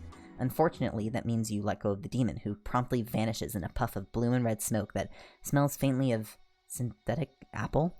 It's like a cloud of candy apple vape smoke from some stupid hipster fuck. That's literally all you're left with. No, no, no, you whisper in horror, but it's too late. He's gone. The demon who knew who you were, and now he's gone, along with any chance you have of finding out who you really are. You slump against the bookshelf, your hand over your mouth in muted horror. I think you should come with me, the woman says. She delicately takes hold of your arm and guides you out of the stacks and into the elevator. You go down to the bottom floor, and then into a glass-walled office near the entrance. She pushes you into a chair very gently and putters over to a counter. Just stay there a moment. I was going to tell you that the library regulations require that students be quiet in the library, and you made quite some noise there, but I get the feeling this was a rather exceptional circumstance, she says as she pours hot water from a canister into a mug and brings it back to you. She sits in another chair and presses the mug into your hands. Excuse me. Why don't you tell me what happened? The vampire lady suggests. You sniff a little pathetically and curl your hands around the warm mug. There's a metal tea strainer submerged in the water that's delicately tinting the liquid inside. I don't have any memories before the event, you croak. You're one of those with total amnesia before 5 years ago then. There's a few things I don't recall, but I can't imagine how hard it must be to lose everything. I'm sorry about that, she says sympathetically. You nod. That demon chased me in here, you begin to explain. Yes, you did sprint past my office, she points out, indicating the glass wall behind you. You turn and look and imagine that you must have looked exceptionally stupid running past like that. Sorry. He just chased me and I freaked out, and then I got in here and I thought I'd lost him, so I figured I'd stay low. Plus I'm in a library, so maybe I should look up stuff on demons, and then he appeared out of nowhere and scared me. I have this problem with my voice. I'm too loud sometimes. It's something to do with whatever species I am, I guess, but I don't know what. But when he talked, he knew my name, you tell her. Your voice trails off as you get to the end. Was he perhaps reading your mind? The vampire suggests thoughtfully. No, he seemed shocked that I didn't know who he was. When it became obvious that I didn't know how he knew me or who he was, he shut down and tried to get away. I was demanding to know where he was going when you showed up, and then he clawed me and vanished, you explain. Your wrist has fading scratches on it, but he didn't even break the skin. Now I'm never gonna know who I am, you sniff. The vampire sighs and scoots her chair a little closer. She leans and rests a hand on your shoulder. I'm really sorry about that. It sounds awful and you have my sympathies. But you may still find the answers that you're looking for. You could very well see this demon again. It doesn't mean that everything is ruined forever, even if it feels that way right now, she tells you and squeezes your shoulder. You don't really believe that she's trying to be nice. You nod and wipe your face with the back of your hand. I'm sorry, I didn't even ask your name, you say. Kanaya Miriam. I'm one of the librarians here and a graduate student, she explains and smiles at you again, and shows off her fangs. You won't ask about that, though. You're not that dumb. Carcat Vantas. I just moved in today to start my foundation courses, I guess. I still feel like they must have made a mistake asking me here. I'm not sure I'm magical at all, you admit unhappily. Despite being on first-name terms with the demon in the past. Anyway, that's silly. I have a very good sense for magic, and you are, in technical terms, really fucking magical. And Kanaya nods and gets up. That's the technical term? You laugh. Surely you wouldn't question a graduate student and a librarian, would you? Kanaya asks you teasingly. Shit, if there's one thing I'm afraid of, it's librarians, you say, with a face as serious as you can manage. As well you should be, though we're a little short-staffed at the moment. Perhaps when you finish your tea, you can help me with a few of these books here as punishment for screaming in the library, Kanaya suggests. I'm pretty sure I owe you for not throwing me out, for screaming the place down. I am definitely willing to help, you agree. Good, then drink your tea, it'll calm your nerves, Kanaya tells you. You take a sip. It's floral, but not something you can place off the top of your head. Then again, you've always been more of a coffee than tea person. Rose seems to be into tea. Maybe she can educate you a little on the subject. By the way, you should really swipe your card to get into the library instead of combat rolling over the barriers. Have you registered your card yet? She asks. I have no idea. You admit and juggle the mug and your wallet into your hand until you're able to give her your student card. Kanaya takes your card and looks at it for a moment. She then turns it to show it to you. You've still not done your picture yet. Do you want me to show you how? I have mine painted in the end, because, you know, vampire. I don't show up in pictures or mirrors, she says with a rueful little shake of her head. You don't look like someone who can't see herself in a mirror, you blurt out, doing that talking before thinking thing again. You're right though, Kanaya is incredibly put together. She's got a flawlessly applied eyeliner and green eyeshadow, perfect lipstick, and her clothes look like she could run a fashion blog. I'm going to take that as a compliment, I think, Kanaya says slowly. That's how I meant it. I apparently just shouldn't talk to people today, you say and shove your hands in your face.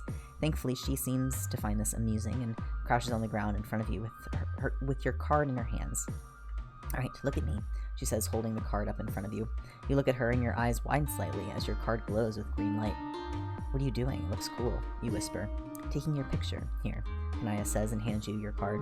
Looking at it, you can see that there is indeed a picture of you on there now, and it moves a little as you look at it. When you tilt the card, it rotates the picture so you can see yourself from other angles. That's a pretty good idea for an ID. Thanks, you smile. No problem. I'm glad to see that you are feeling a little better. Feel free to, or feel up to helping me out since you're almost done with that tea, Kanaya asks, and she points at your mug, and you see that you've been sipping at it throughout this conversation. You've almost gone through the whole thing. She was right. You do feel a little better now. You've firmly decided that the fact that Kanaya is really nice. You settle into helping her out and chat about where you lived before. Kanaya's passed through your previous state, but never lived there, but she understands how people can sometimes, and you can only imagine that it's harder for her, being her more obviously not human. You scan in returned books as you chat and find that the conversation flows easily. You don't forget about your encounter with that demon, but it feels a little less like the end of the world. So, you're a graduate student then. What are you focused on? You ask curiously as you scan another book and set it in place. Essentially on magic and textiles. There are large periods of history where magic was regarded with suspicion and hostility, and magical texts as a means of passing on knowledge were hard to come by. Plenty of schools of magic used weaving as a tool of essentially encoding such information, but as magic became more accepted, the knowledge of how to read these tapestries has been lost to us, Kanai explains. Her green eyes gleam with excitement, and her skin starts to glow white again. Previously, it had settled back down to a tone more reminiscent of your own, but some things make her fluorescent. You wonder if perhaps it's the intensity of emotion that does it, but again, it would be tactless to ask. So it's like computer code almost, stitches and stuff telling you information, you ask her curiously. A little more complex than that, but yes, basically. Kanaya agrees as she arranges books on a wheeled trolley from your pile of the scans in return. Wow. If we stopped being able to read these, think how much magic we would have forgotten in there. You say in awe as your mind runs through wild with the possibilities. Oh, I like you. Listen, there's going to be adverts for a part-time job here soon. If you bring your details next time, I can see what I can do about getting you hired if you're interested. You just have to promise to try and keep it down in here. Kanaya laughs a little at that last part. I could probably do with the money. Yeah, that'd be great actually. I'm really sorry about earlier. I know I already said, but you try. Then you don't need to say it again. Anyway, I need to put these upstairs now, and I'm sure you have things to do as well, Kanaya says. Which is polite code for, you should leave so I can lock this office up and get on with my own work. You get to your feet and hold the door open for her. You know when you do that you can suddenly hear someone walk past. This room must be enchanted with silence like your apartment is. That makes sense for a library. My room does that, the silence thing, you say as you point at the door. It's a good spell. We have charms that go off if there's too much noise in any area of the library that isn't sanctioned for it, like a group study room. Your shouting set one off, so I went to investigate, Kanaya says, pointing to a series of weird crystals and chains hanging up by the window. A little bit of your guilt bobbles under your skin, but you get the feeling that Kanaya won't accept you apologizing again. Kanaya wheels the trolley of books out, and you follow her as she locks the door to the office. Thanks again, you say a little awkwardly. Don't worry about it, Kanaya smiles and walks off with her books. You linger for a moment and then leave the library. The market outside is starting to wind down, but thankfully no one in it recognizes you as the maniac who hauled ass through it mere hours ago. At least no one is pointing at you and saying anything as you go past, so you can assume they don't remember you. You follow the path to your room and let yourself inside. You're surprised to see Dave on your sofa, but as you can hear Rose through her open bedroom, you suppose that he's here for her. He does look around when you come in, but aside from nodding at you, he doesn't react to you coming in. She must have called them or something, Rose shouts angrily from the next room over. I doubt that, Rose. Also, Carcat's back, so maybe you want to stop screeching about this, Dave says wearily. Carcat, Rose says, sticking her head out of her room to look at you. I guess whatever went off earlier didn't go well, you say hesitantly because it's not really any of your business. Sherlock Holmes over here, Dave snorts. No, it did not, but I suppose it will be fine. I just have to prove myself further, it seems, Rose says with a bit of a huff. Almost like the thing I've been saying, but no, don't listen to me, Dave groans and flops back on the sofa cushions. You decide to ignore these theatrics of his.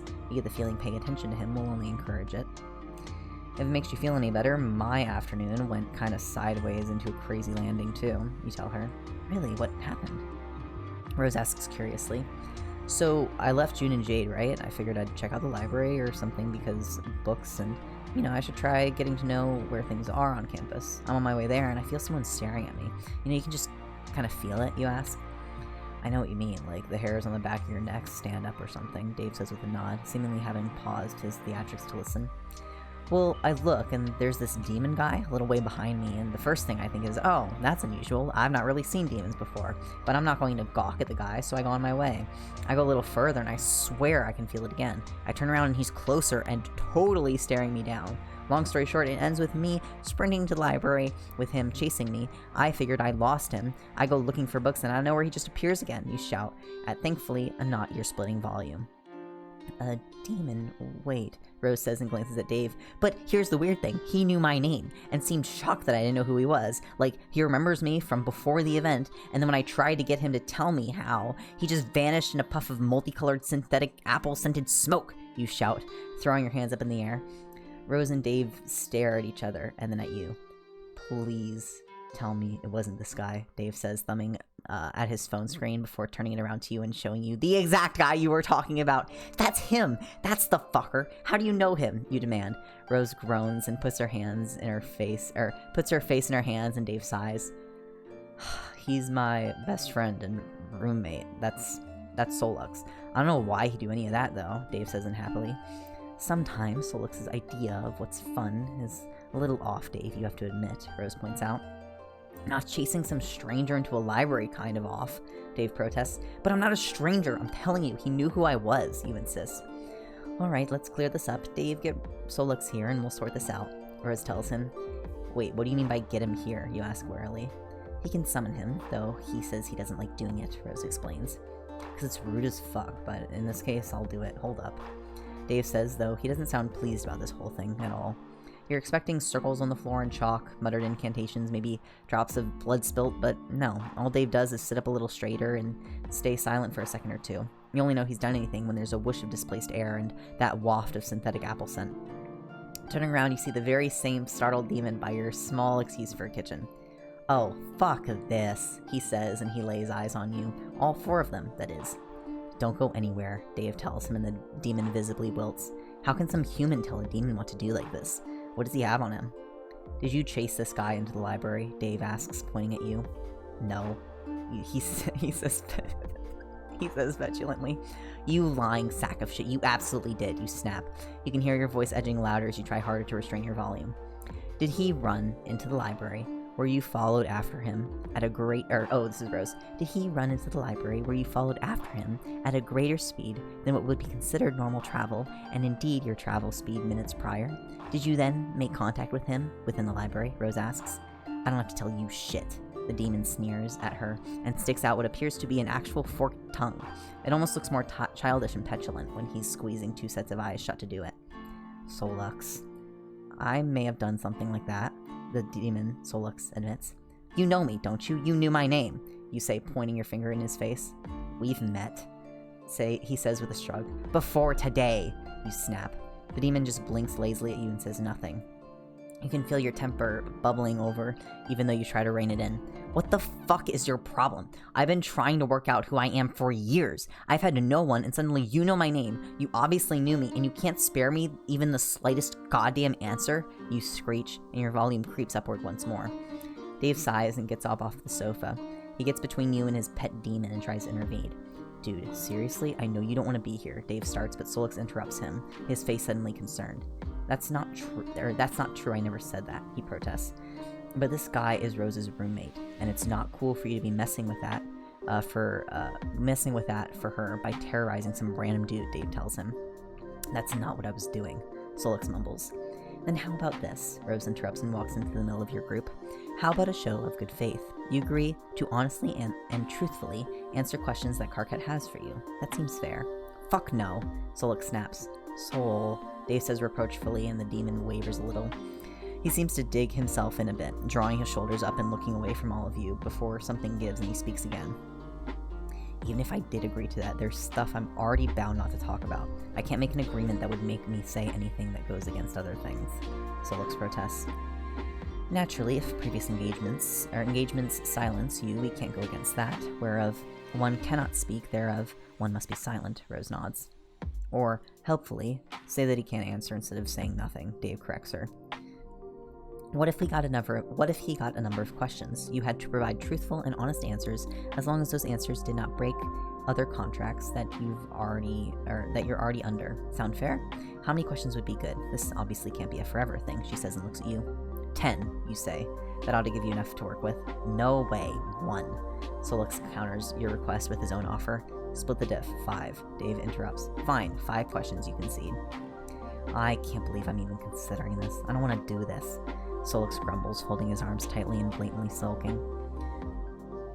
We only are having to do this because you chased the guy into a building and freaked him out. He's actually okay. We had lunch before that, which you could have come to if you weren't off doing whatever you were doing wherever you were. So you gotta play nice now. Go on, Dave says and pokes him in the arm.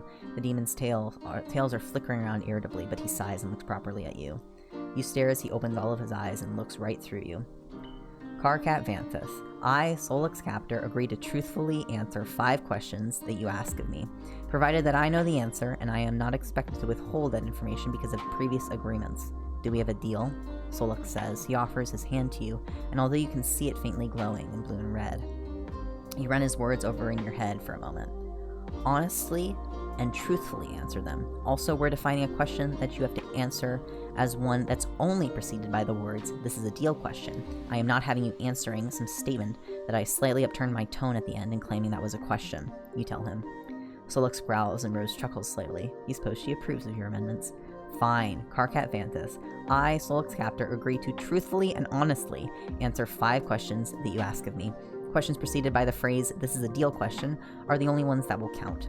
I will answer, provided that I know the answer, and am not expected to withhold that information because of previous agreements. Do we have a deal? Solix says stiffly. Thinking over his words, you can't see anything else that might give him room to wiggle out.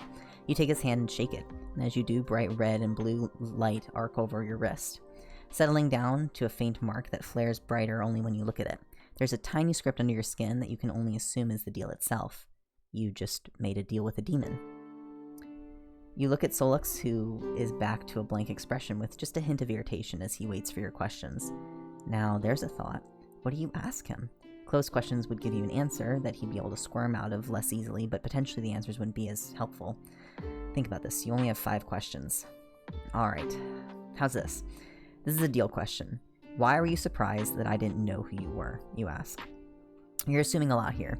You're assuming that you did indeed know him based on his reaction, or before based on his reaction. It's a gamble, but if he answers you in a certain way, he's confirming that too. Solix seems to consider his answer, still watching you intently with all of his eyes. Typically, I expect people who know me to remember me, he answers. So you did know me, you whisper. Is that a question? Solix asks immediately. You know it isn't, Solix interrupts him, and Rose interrupts and Solix glares at her. That's helpful, sort of. Try this. This is a deal question. Have we met since what is commonly known as the event 5 years ago? You ask. No. Solix answers quietly. What were you doing with a demon when you were 13? Who were you before this? This is a deal question. What species am I? You questioned him. This is your 3rd question now. You don't know what you are? Solix says, eyes widening. He seems to look at you a little closer. Hey, you can't answer a question with a question, motherfucker. You snap at him and feel the band around your wrist tug, and the one around his flares slightly. I am asking you a question, so I know whether I can answer it or not. Also, I don't have a mother, so you're wrong, as usual. Do you know what species you are or not? Solix hisses at you. Would I be asking if I knew? You argue back. You might, he asks wapishly and folds his arms. Ugh, fine. No, I don't know what species I am. I don't remember. Same as how I don't remember you. You tell him, since he's clearly not going to progress this if you don't. Solix looks away, towards your kitchen and away from everyone else in the room. When he speaks, his voice is quiet. I can't answer your question because of other obligations that I have. I can't tell you the answer to that, Solix says softly. Does that mean he could have confirmed it if you knew? So whatever he's agreed to only applies if you remember things. What does that mean? Why would that be the case? You want to ask him why no one remembers anything, but you'd bet that he can't tell you that either. There has to be a smarter way to find out what you are, but right now you don't know enough to ask the right questions. Can you ask him who made that rule, or is there likely to be some secrecy clause in whatever agreement he's already got? Shit, you mutter. Solix looks back at you, but now only his larger and you suppose normal eyes are open. You don't know if the smaller ones do anything specific or not, but you guess that he doesn't need them now. He's still waiting as his tails are moving around, but not so angrily as before. Did I hurt you? You ask before you can think better of it. Before, I mean, when I grabbed you by the tails. No, it's not like something like that can hurt me. Solix insists with bravado, but he looks thrown by your question, as if he didn't expect you to really say something like that at all. Really? You say. Are you going to get to your other questions or not? The demon demands, suddenly leaning more aggressive again. Overcompensating, no doubt. Yeah, you're starting to get his number, you think. I don't have any more that I want to ask right now. I don't know enough about what to ask yet, you tell him. I'm not telling you shit for free. Solix says and tilts his jaw, as if to say, so there about it. Wasn't asking you to. I'll tell you when I have another question. I have 2 left after all, you reason. Solix looks like he just bit into a lemon. He actually recoils from you a little. Oh, you never said there was a time limit. Karkai can absolutely hold on to those, Rose says with an ominous smile. Fine, Solix says through gritted teeth. Dude, Dave starts to say, but Solix just poofs out of the room within a cloud of bi-colored fruity smoke. Well, that's gonna be fun. I kind of feel bad about asking him to do that now, Dave sighs. Well, if nothing else, this provided a delicious distraction, Rose says in a cheerful voice. Gee, I'm glad you're happy. I'm gonna go talk to him. Karkat, look, Solix really isn't a bad guy. I don't know what history you two have, and I guess you don't either, but he's legitimately a cool person. Sorry you got off on the wrong foot, yeah? Dave says and then leaves without waiting for another word from you. You're quite the quick thinker. I do wonder how the 2 of you could have met, though. Solix is one to come and go as he pleases, much like a cat, but he's typically always stuck around Dave. It seems odd for him to know you when we didn't. An intriguing mystery, for sure, Rose muses. I'd love to know that, too.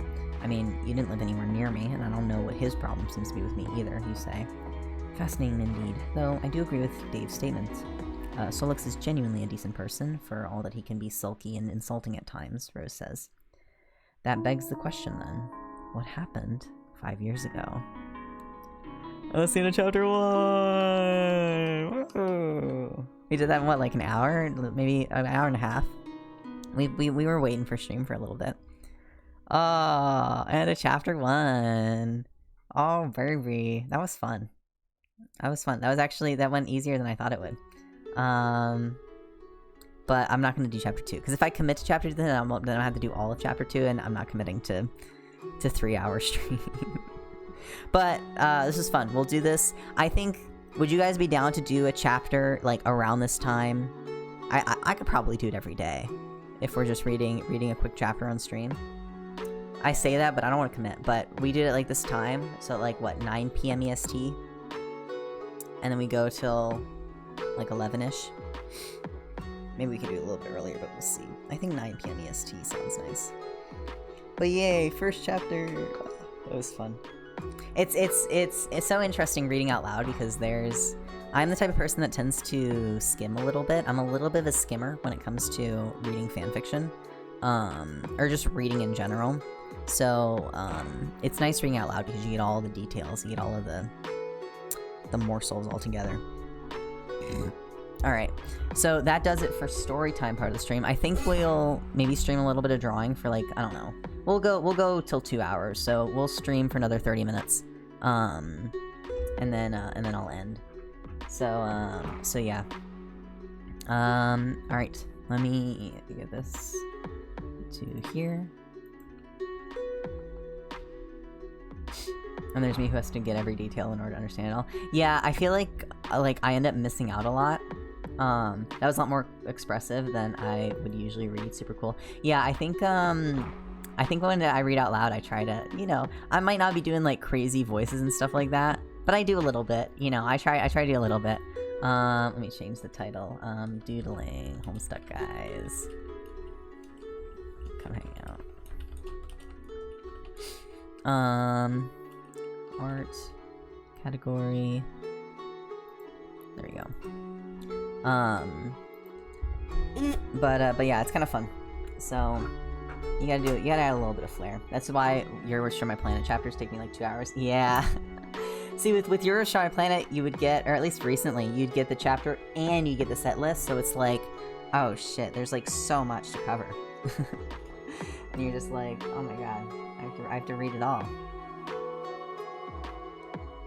When I was reading DBDC, I'd whisper the dialogue to myself and even do Solix's lisp, cause it's so funny. Yeah.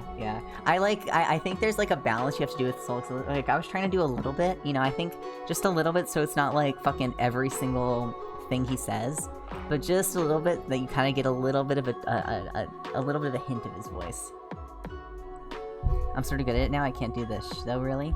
Yeah, I think to get it, like, there's like a very specific way you have to like do it to like, I guess, make it not sound like too obnoxious, while also like staying like loyal. So, but it's fun. And now I get to draw more Solux. Oh my god, I love my little Solux guy. I love the first chapter of Alternate Universe. I love the introduction, the like Karkat meeting Solux. I love the framework it places down. Like, obviously, people haven't read it, so no spoilers in chat. But I love it gives us a nice baseline to work with. And you kind of get hints of, you know, what's the event? Why does Karkat not remember things? Why does like June remember his name? That kind of stuff. It's cool. So nice. It's a nice setup.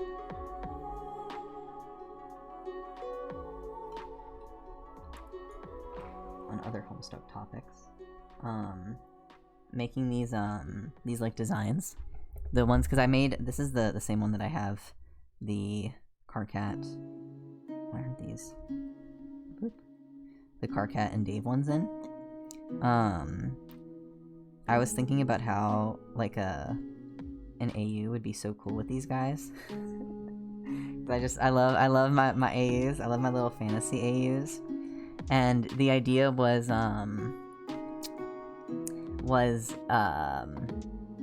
like Solux is like crazy, because obviously it has to be Soul Dave Cat. It has to be Dave Soul Cat if it's like involving me. But the idea was that Solux is this like crazy powerful mage, right? And maybe like somehow through some convoluted thing, I don't know, he has to do this like big quest or this big like, you know, expedition, something. He has to travel somewhere and he's like ordered by the king to do it, and it's like really important, some sort of thing, and he gets assigned these two knights to like escort him. And at first he's like, fucking, I'm like the most powerful mage on this goddamn earth, and you're gonna, you think I need escorts? Like, you think I need escorts? But, and he's kind of like petulant the whole time. And then plot happens, and then, I don't know, they end up kissing in the end. I don't know. That's... that's not the extent I've thought about it.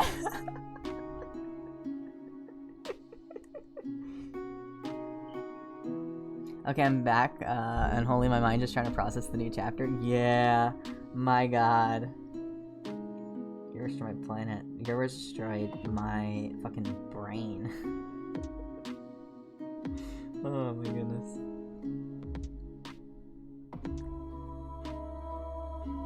I think I want to do, like, I like the purplish accent. Or the purplish pink.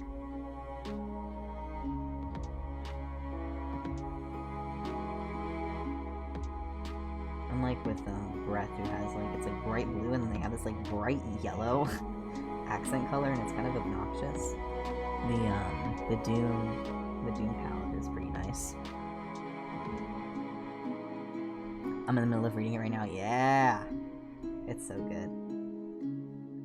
I can usually read most undafics, like undafic chapters, in anywhere from like 30 to 30 minutes to an hour. Usually is about how long it goes. Because sometimes the chapters are shorter and sometimes they're just really, really long. But usually they're around kind of a similar length, and it takes me anywhere in that time range to read them. So when the new chapter of YWDMP came out, I fucking binged it. Yeah, no spoilers. We will refrain from spoilers.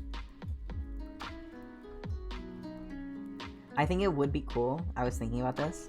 I think it'd be really fun to live react to new YWDMP fics, or to new YWDMP chapters, but I think it'd be even more fun when MC Escher 2 comes out, when the MC Escher sequel comes out, and reading it all live and like speculating and stuff as it comes out and doing it on stream.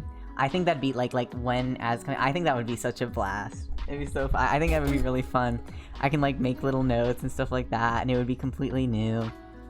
I think that'd be super fun to do.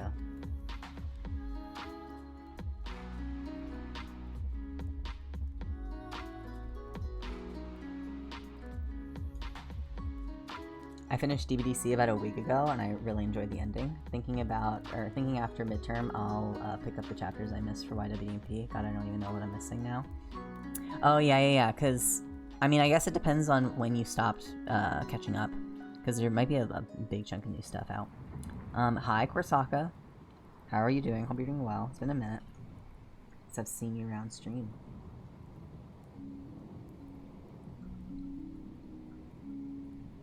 Yeah, I'm so excited for the new fic. I think it's what, predicted to be, 4/13 of this year? Well, it's 4 AM, so that's a rough estimation of how long it's been. That's fair, understand that. I kind of like this, like, okay, this isn't part of the palette, but, like, are we, like, you guys see what I mean? With, like, the paler green? I don't know, I'm thinking about it. Yeah, I think I like that. And then I was thinking, like, it'd be kind of cool if I did, like, a dark thing here, and then just, it was like a silhouette, almost silhouetting the, like, the kind of bones vibe.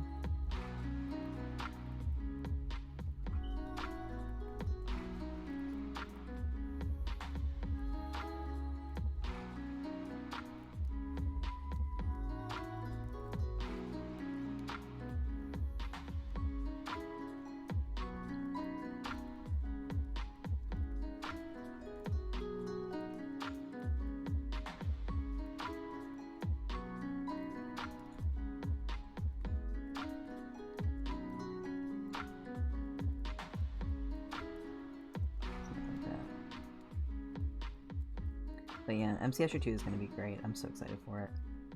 I'm also thinking of, I kind of want to do a thing where I draw, because you like, if you've seen some of my unda work, or unda fan art, I like to make these, like, screenshot mock-ups, like, almost like from, like, not an anime, but, like, you know, like, storyboard mock-ups or whatever. Sometimes I'll do them in color, but most of the time it's easier to just do them in black and white. But I think it'd be really cool if I started, like, a tradition, as MC Escher 2 came out, to commit to trying to do at least one a chapter. Like, one every new chapter. And then when you, like, after it finishes, you can go back and see, like, a screenshot from every chapter, for, like, every, like, one moment from every chapter that I really liked.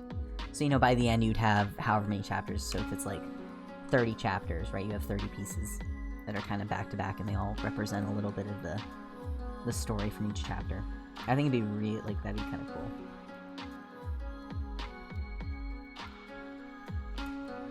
I just want more excuse to do more fan arts.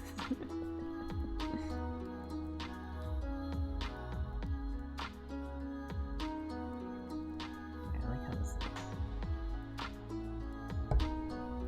Even though this is definitely not what a ribcage normally looks like, but I don't care.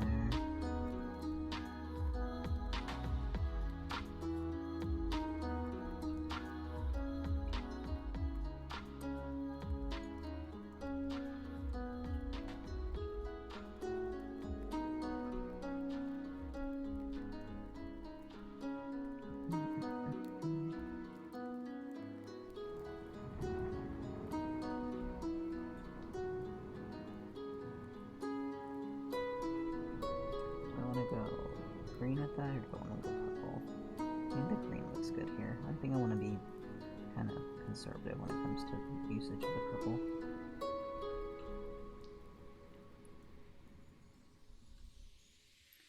Actually, funny story, I literally have a dream, like I'm already finished and posted a while ago. I'm being so confused and my brain just can't accept it, so it doesn't get excited yet from CS 2. That is funny. That also sounds painful. Like, it's like, no, I thought it was out the whole time. And then you wake up and it's not there. Oh, it's a sad existence.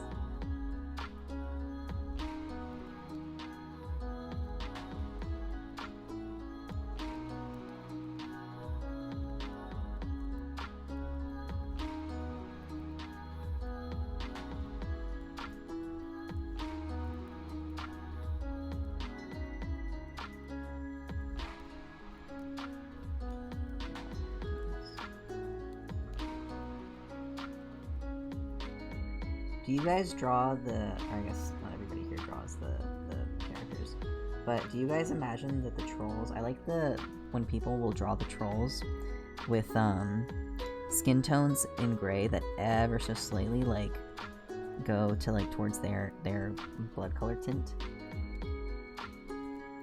just to make them a little bit unique from each other, to separate the skin tone a little bit.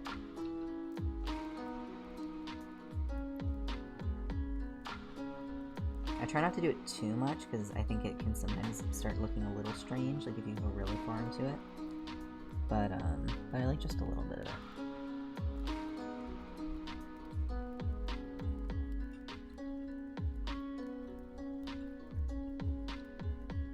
Ooh, I kind of like the purple behind. For the undercloak? Or is that too much? That might be too much purple. Yeah, I think that's a little too much purple. We'll keep it gray because I think I want to just add like one more hint of purple down here. I don't want to overwhelm it with purple. We'll see.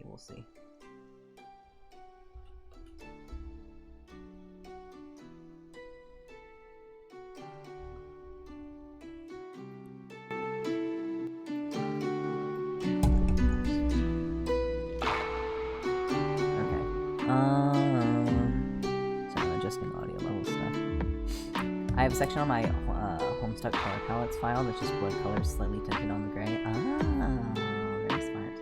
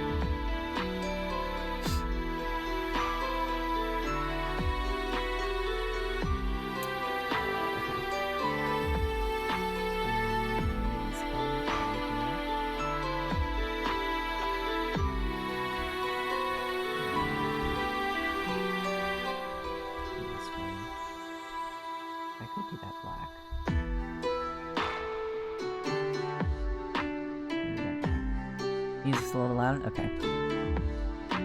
I adjusted it up a little bit because I thought it was quiet in the levels, but I can put it a little bit back down again.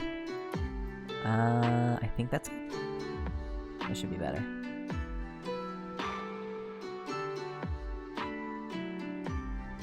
Okay. Black pants. I don't know if I want to add color to them.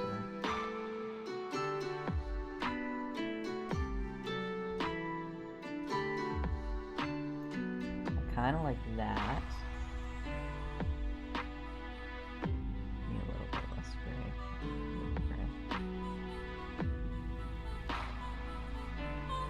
And then boots. We'll take this and we go like really dark with it. Like that. And then his arms. What does it look like if we just do his skin tone? No, I think they should be gloves of some kind. Any purple? What if I just did it all black? What if I did the thing where you do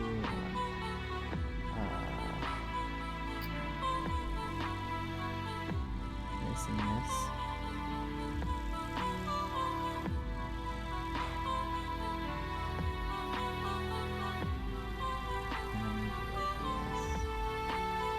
I could either go that way, or I could go dark. Oh, I'm such a sucker for this trope.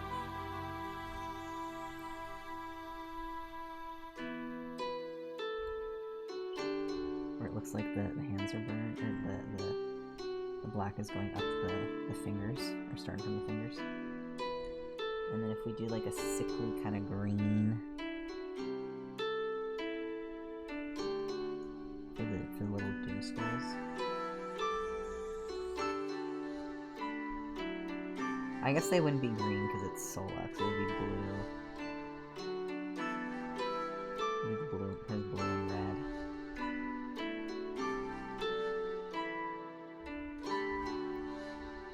What if I just did the eyes?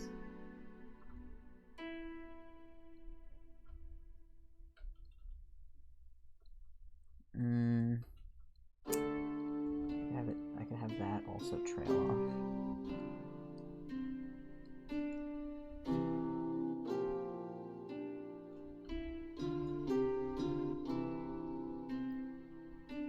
That looks good. Okay, I like that.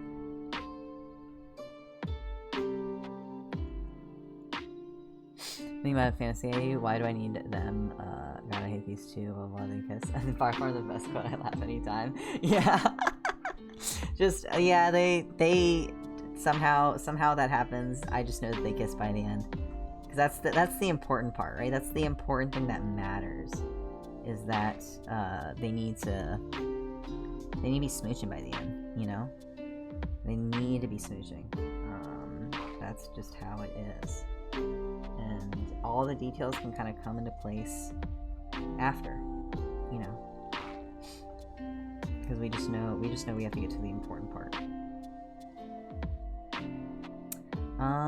Okay, I like this as the base color palette. I need to kind of mess with the silhouette a little bit. And let me take some of these lines, go to darker color, and we'll start kind of just painting over top.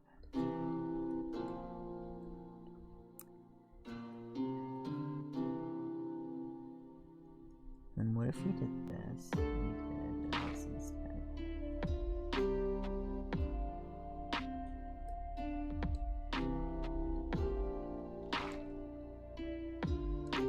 Oh, I kind of like the purple down there, or maybe... I actually kind of like the purple. Or do we want to do green?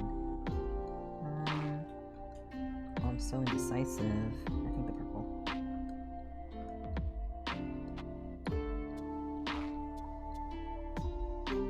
Oh, there's also, okay, so fun little thing that I've been doing recently. So, there's another fic that I've been reading. Let me find it. Hold on, let me look at my fic log. Oh wait, it's not going to be in my fic log because I haven't updated it yet. Let me look at my phone. There's a fic I'm reading. Well, I'm rereading Eurydice Suite. Because I watched Inception, now I actually know what it's about. It's called The Run and Go. Let me find the thing. The Run and Go AO3 Homestuck.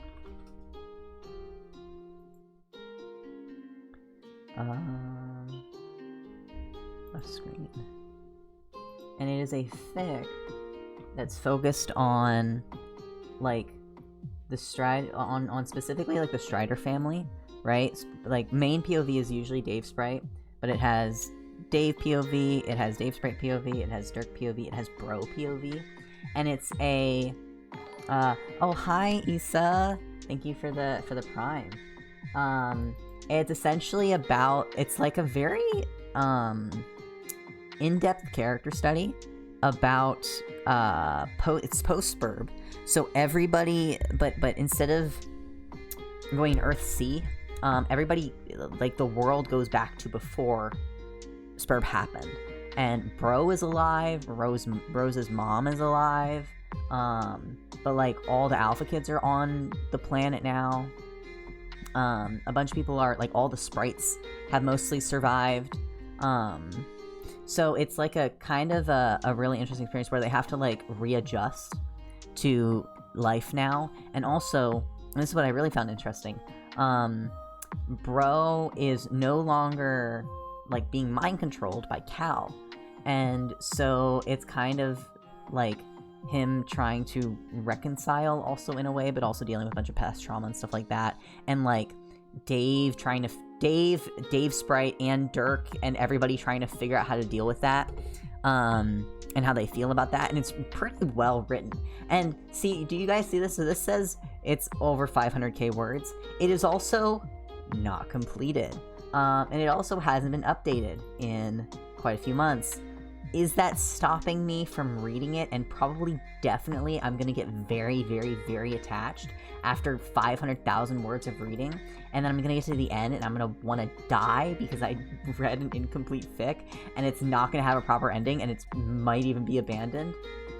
Yes.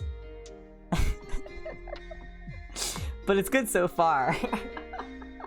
So I think I'm on chapter 9 on my, I read on my phone, because I usually read in bed. Yeah, I'm on chapter 9 of 71, and I started reading it a few days ago, so, yeah, that's one of the fics I'm reading right now that I'm, having a bit of a blast with. But it's really interesting, and I've, like, it's so interesting to me, because, like, unda fics pretty much always make Bro the villain, right? In you know, in YWDMP, he's an asshole. In alternate universe, I'm not gonna say things because of spoilers, but in alternate universe, he's bad. In MC Escher, he's bad. In Dave's Broken Diamond Club, he's bad, right? Like in unda fics, Bro is pretty much always this, like, irredeemable, like, villain character. And that's okay, like, and that's kind of how I've kind of adjusted to seeing Bro, because, you know, like, his abusive nature was made canon in Homestuck, and that's, like, very apparent. But, like, it's really interesting seeing how people, like, I had this really interesting conversation with a friend where it's like, okay, how much of Bro's behavior, like, of Bro's abuse towards Dave was because of Cal's mind control, right? Because of Caliborn, because of Cal's influence. Like, how much of that was what actually caused Dave to be abused versus was Bro just an asshole? Like, was Bro just a really shit person? And it's probably somewhere in a mix between the two. But I think it's really interesting if you pull Cal out of the picture entirely, who does Bro become? Like, who does Bro become as a person? And the answer is Dirk. Like, we have an example of a Bro who, while Dirk had Cal, it was not a Cal that was possessed by Caliborn. And Dirk is a whole bag of worms, right? Like, Dirk is a whole fucking deal and a half. But Dirk isn't abusive, right? Dirk isn't, Dirk has a lot of his own things, but he would never fucking hurt Dave for a second. And I think it's interesting, like, putting all of those people in the same house and then fucking seeing what happens. I think it's so interesting. I think that the author does a really good job of that. But I think it's interesting of, like, you know, people are, and this was the point that I was kind of thinking of when I was talking with my friend. You know, people make the whole meme of, like, okay, Vriska did nothing wrong, right?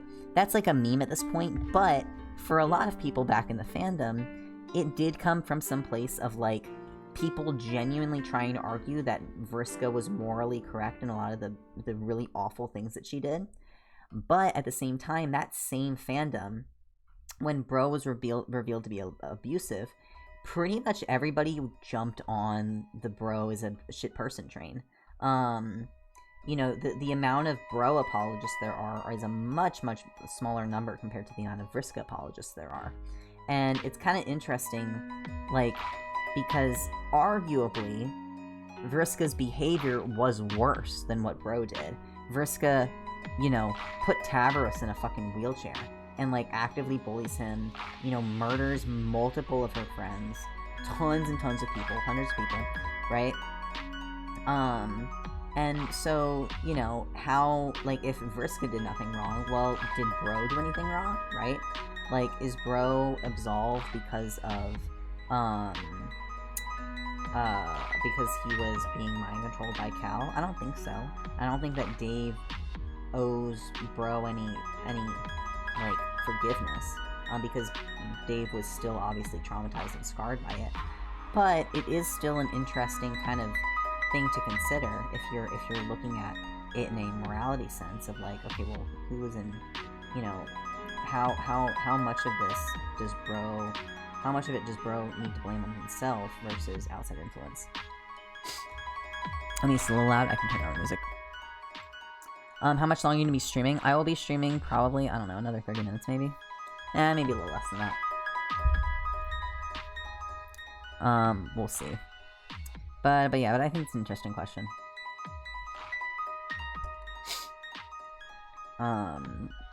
So I really like it. And the fic's good so far. And it's interesting to see a different take on the, you know, the Strider family and all that stuff. I'm just a big fan. So, I've also been reading a lot of Dirk Jake recently because I have gone through all of Call Me Arcturus's Dave Cat stuff, and I'm out of it. So now I've resorted to their Dirk Jake stuff, and I'm like crawling at the walls. I'm like desperate. I'm a desperate little guy. No worries, Key Smash. I'll be have a nice night.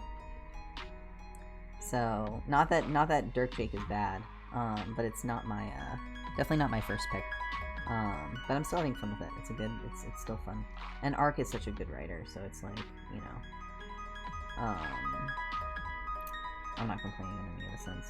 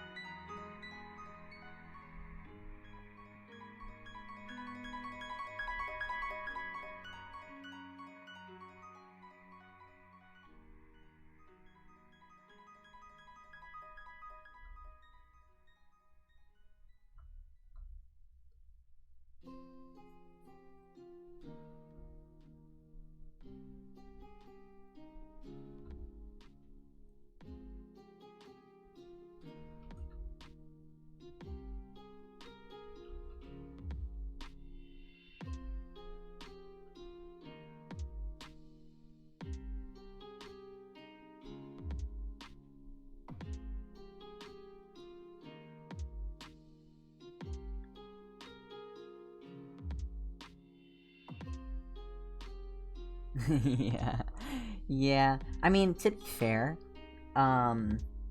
there is a lot of Dave Cat out there. It's just like, you have to kind of know where to look to find the good shit. You know what I mean? Because there's a lot of fucking Dave Cat fics. But also, like, there's a lot of, like, stuff that's like, and the characterization just isn't, like, my favorite. I think, and I think I've said this before, I am not a fan of Meteor Stuck. I don't know what it is. I don't like Meteor Stuck. I think I'm still so bitter about Game Over that Meteor Stuck makes my skin crawl. And also, so many Meteor Stuck fics are so angsty. Oh my god. Any, like, Dave Cat, like, there were a couple Dave Cat Meteor Stuck fics I read that were just angst after angst after angst, and I was like,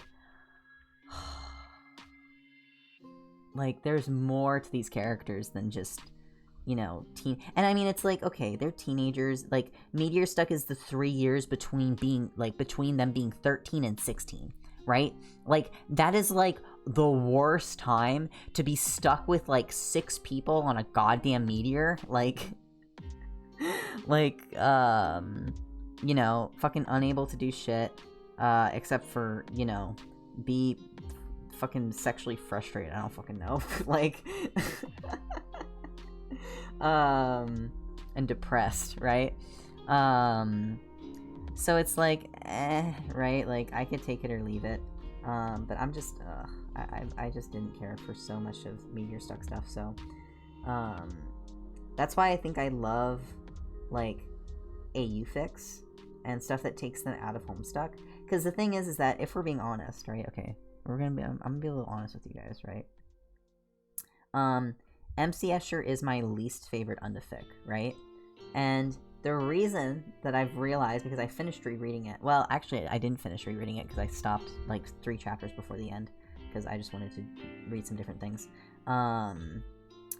is because MC Escher reminds me the most of Homestuck. And I don't like that. Like, I think that the first, 15 chapters of MC Escher, before they go into Spurb, are the best part of MC Escher. Like, that is my favorite part of MC Escher. Maybe not the best, I think that's me, my opinion. But that's my favorite part of MC Escher, is all the stuff before they actually go into Spurb.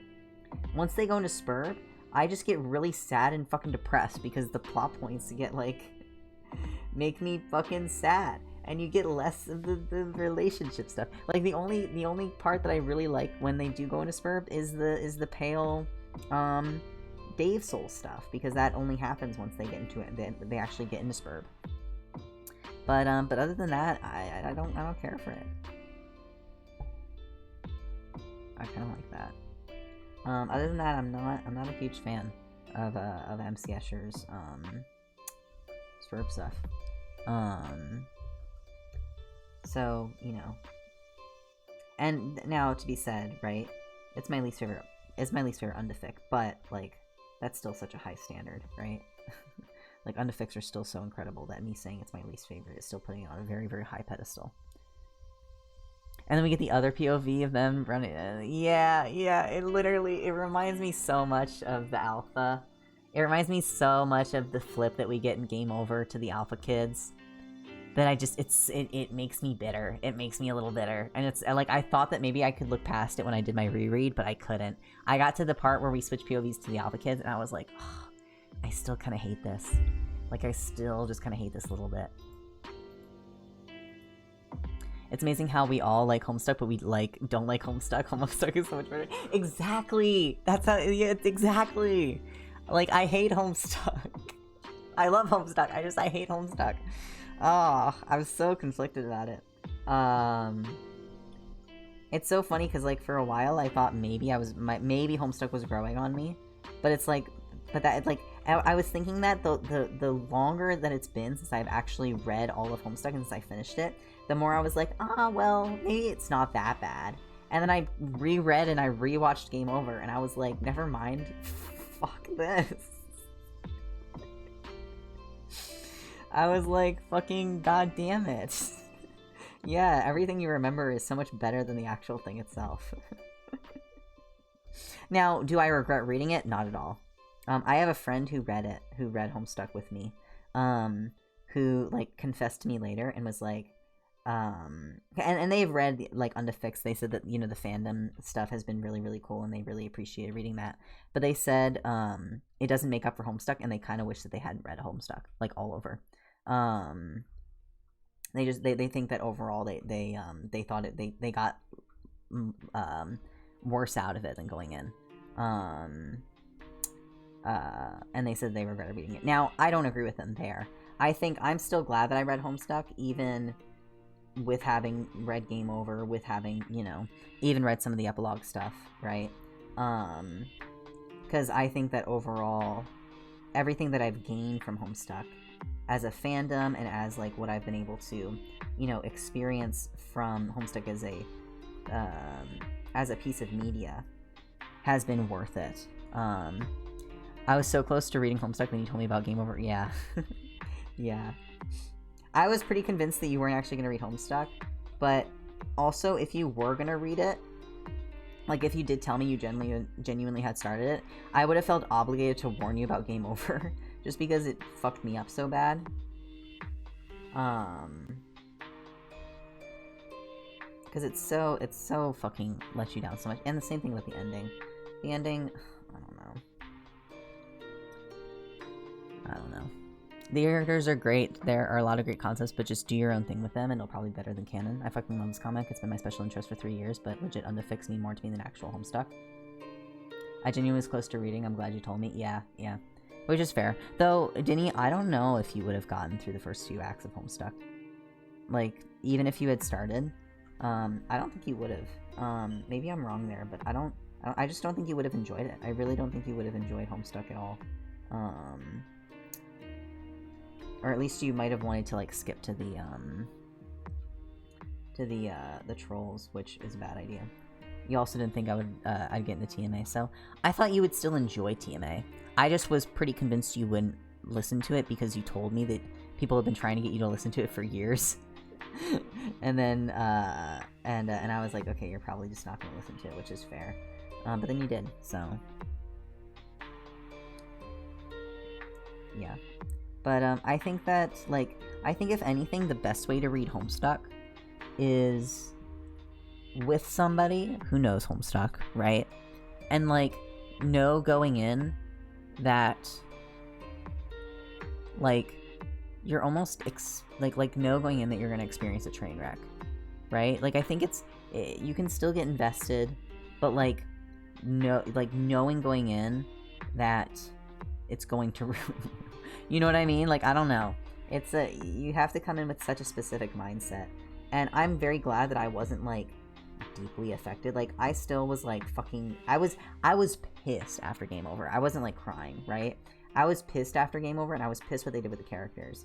But I also, again, like, you know, I had these characters for a few months when I was reading Homestuck, right? Some of these people, I can't imagine reading Homestuck for so many years and then getting to, yeah, that's a great way to put it, yeah.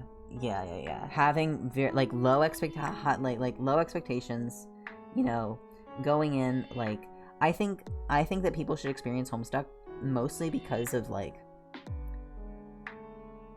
what a staple it was on internet culture, and, you know, some of the things it does is really interesting in some areas, but, like, going in knowing that it's not going to... It'll blow your mind in some areas, and it'll be really, really good in some areas, but understanding going in that overall the experience will probably disappoint you. And it'll probably make you sad that it couldn't achieve... It could have been so much better than it was. And some people don't like to read stories like that. Some people want stories where, like, they want it to be good the whole way through, and they want it to, you know, be worthwhile. And I think that Homestuck is worthwhile in a lot of ways, but in other ways, if you're a certain type of person, it just isn't. And it's not worth a read. For me it was, but everybody's different. And honestly, I like Undefix. Undefix are more canon to me in my brain than actual Homestuck. I remember more about Undefix than I do actual Homestuck. And now Undefix are simpler than Homestuck, but... That's been my mindset after seeing how my friends have said about the story, yeah. Learn to read the references, class specs, and quadrants, not for plot. I don't know if I would agree on you there, though, either, because I think that there are some elements of Homestuck's plot that are really interesting. I think that the nonsensical nature of Homestuck's plot in a lot of ways, especially in, like, Act 4 and Act 5, like, everything building up to Cascade itself, I just think Act 6 is where so much goes wrong. Like, late Act 6 is where so much goes wrong. No worries, Denny. Hope you have a nice rest of your day at work. I just think Act 6 is where so much shit goes bad. Which sucks because, like, I really enjoyed parts of Act 6. I love the Alpha Kids. Like, I was talking with my friend Mel, and Mel had a lot of very bitter feelings about Act 6 just because of how it was in the fandom, and there were certain things. But I remember going to Act 6 and, like, having, you know, Dirk be introduced, Roxy, you know, Jane, Jake, and I, like, liked all of the characters. Like, I was, like, a really big fan of a lot of them. And they were, like, they were cool, you know.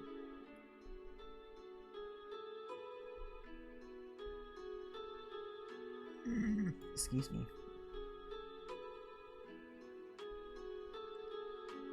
Yeah, it has its ups and downs. And to be fair, Act 6 is like 1/3 of the fucking comic.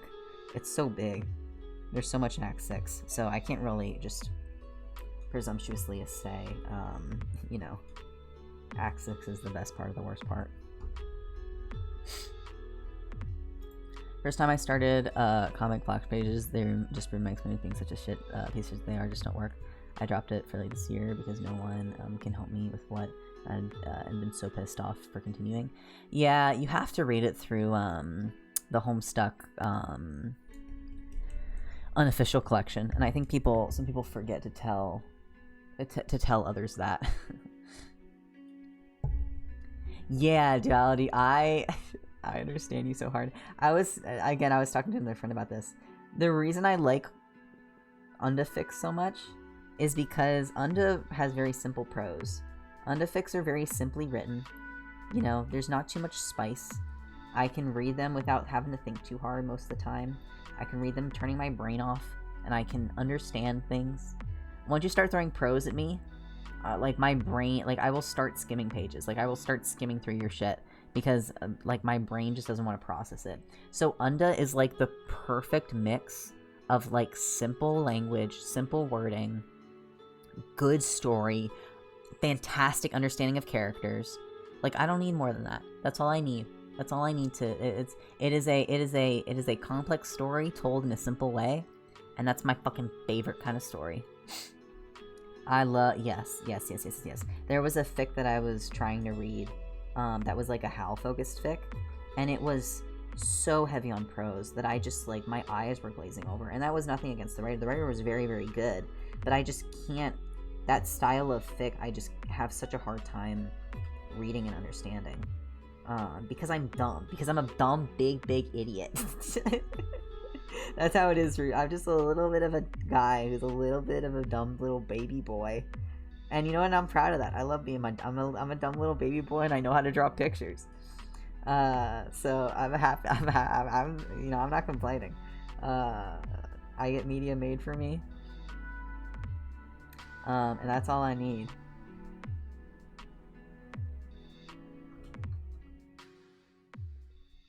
So, you know, there were so many times I was reading Homestuck and my eyes just fucking glazed over, and I had to ask my friend, like, for the bajillionth time, what the fuck just happened?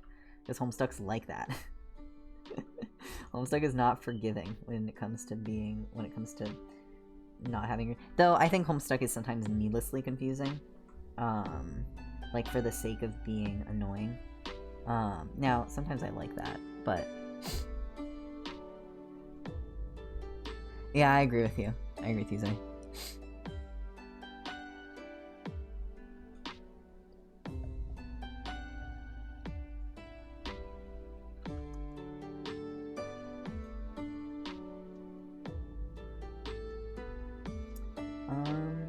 I would say that this is pretty much done.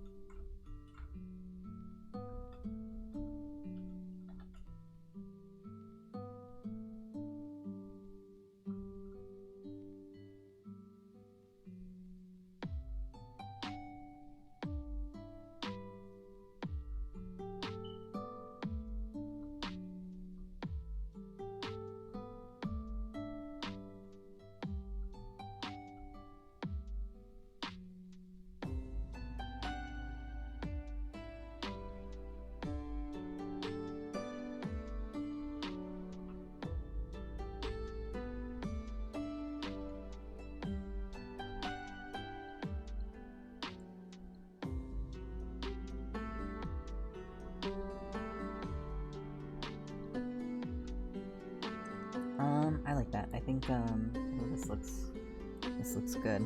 I might do a little bit of, like, some glow, a little bit, maybe around, this eye is just a little too big.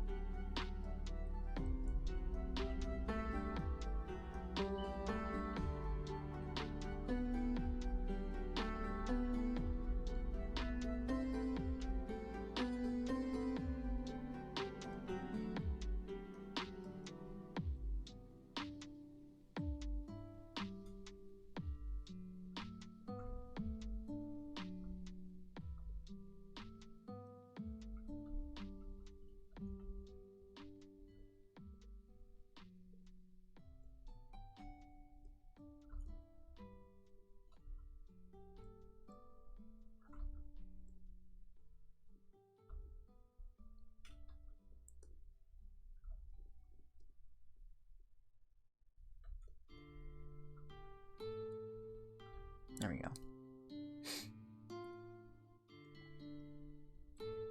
This, and we do this, and we do this.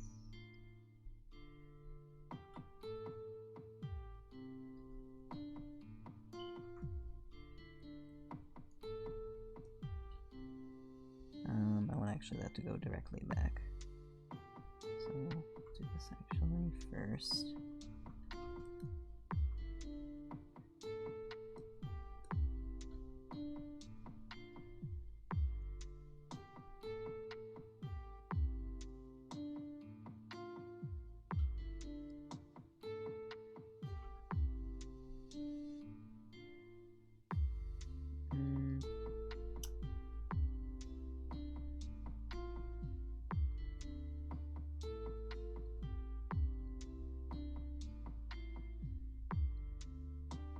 Could have it just be like behind.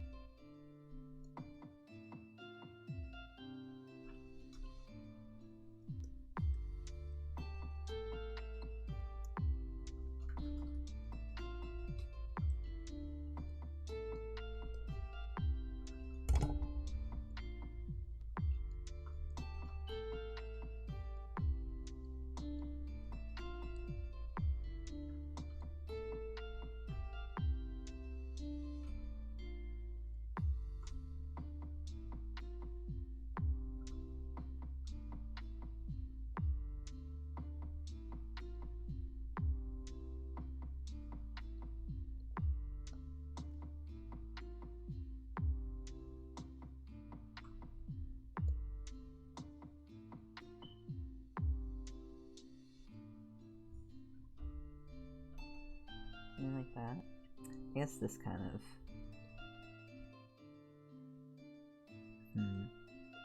The silhouette is kind of funky with the shadow. Up down this a little bit.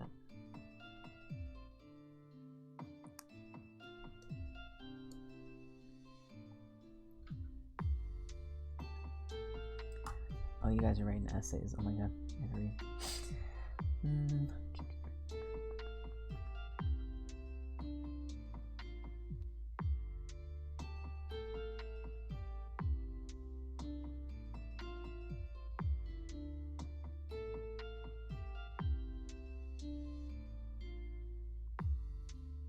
Yeah, Unda's the name of the author. Ellipti, I would say, honestly, it kind of depends on the fic you're reading, but, like, there are so many Homestuck fics that don't require any Homestuck knowledge. You know what I mean? And just focus on the characters.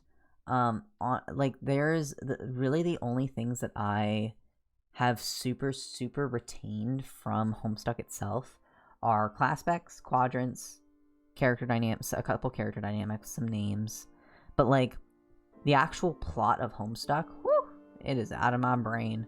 Oh my god. Ask me to fucking recap home. Now, I couldn't have recapped Homestuck as I was reading it, let alone now. But, like, don't stress about it too much. I think if you're the type of person that needs to understand, like, fully understand everything that you're reading and, like, to be able to, like, you want to have it make sense, that's very fair. And I think reading Homestuck with commentary is a great idea. If you're, like, really set on, like, understanding things, there is a great Homestuck podcast called Homestuck Made This World that kind of criticizes but also looks at Homestuck historically and does some analysis, and it has one person who is a Homestuck veteran and one person who hasn't read Homestuck before. And they go through, and you kind of have, like, assigned reading where you read up to this page and then they discuss everything about those sets of pages. And they get kind of philosophical. They go kind of bigger, larger scope than just talking about the plot. But it is kind of like a nice complimentary reading, if not reading, but like listening to the actual reading. It's kind of cool. So there's like a couple ways you can go with it. But that's something I'd recommend. But like the wikis are always not a bad idea. The only thing with wikis is you just have to be careful that you're not getting spoiled. You know, because sometimes the wikis can be spoilers, right? So you just have to be careful in that regard. But I think that, you know, I think trying to, like, I don't know, even as I finished Homestuck, I still was confused about shit. So don't feel, what I'm mostly trying to say is don't feel bad about being confused about things, because that's kind of a very intentional part of the experience, sadly.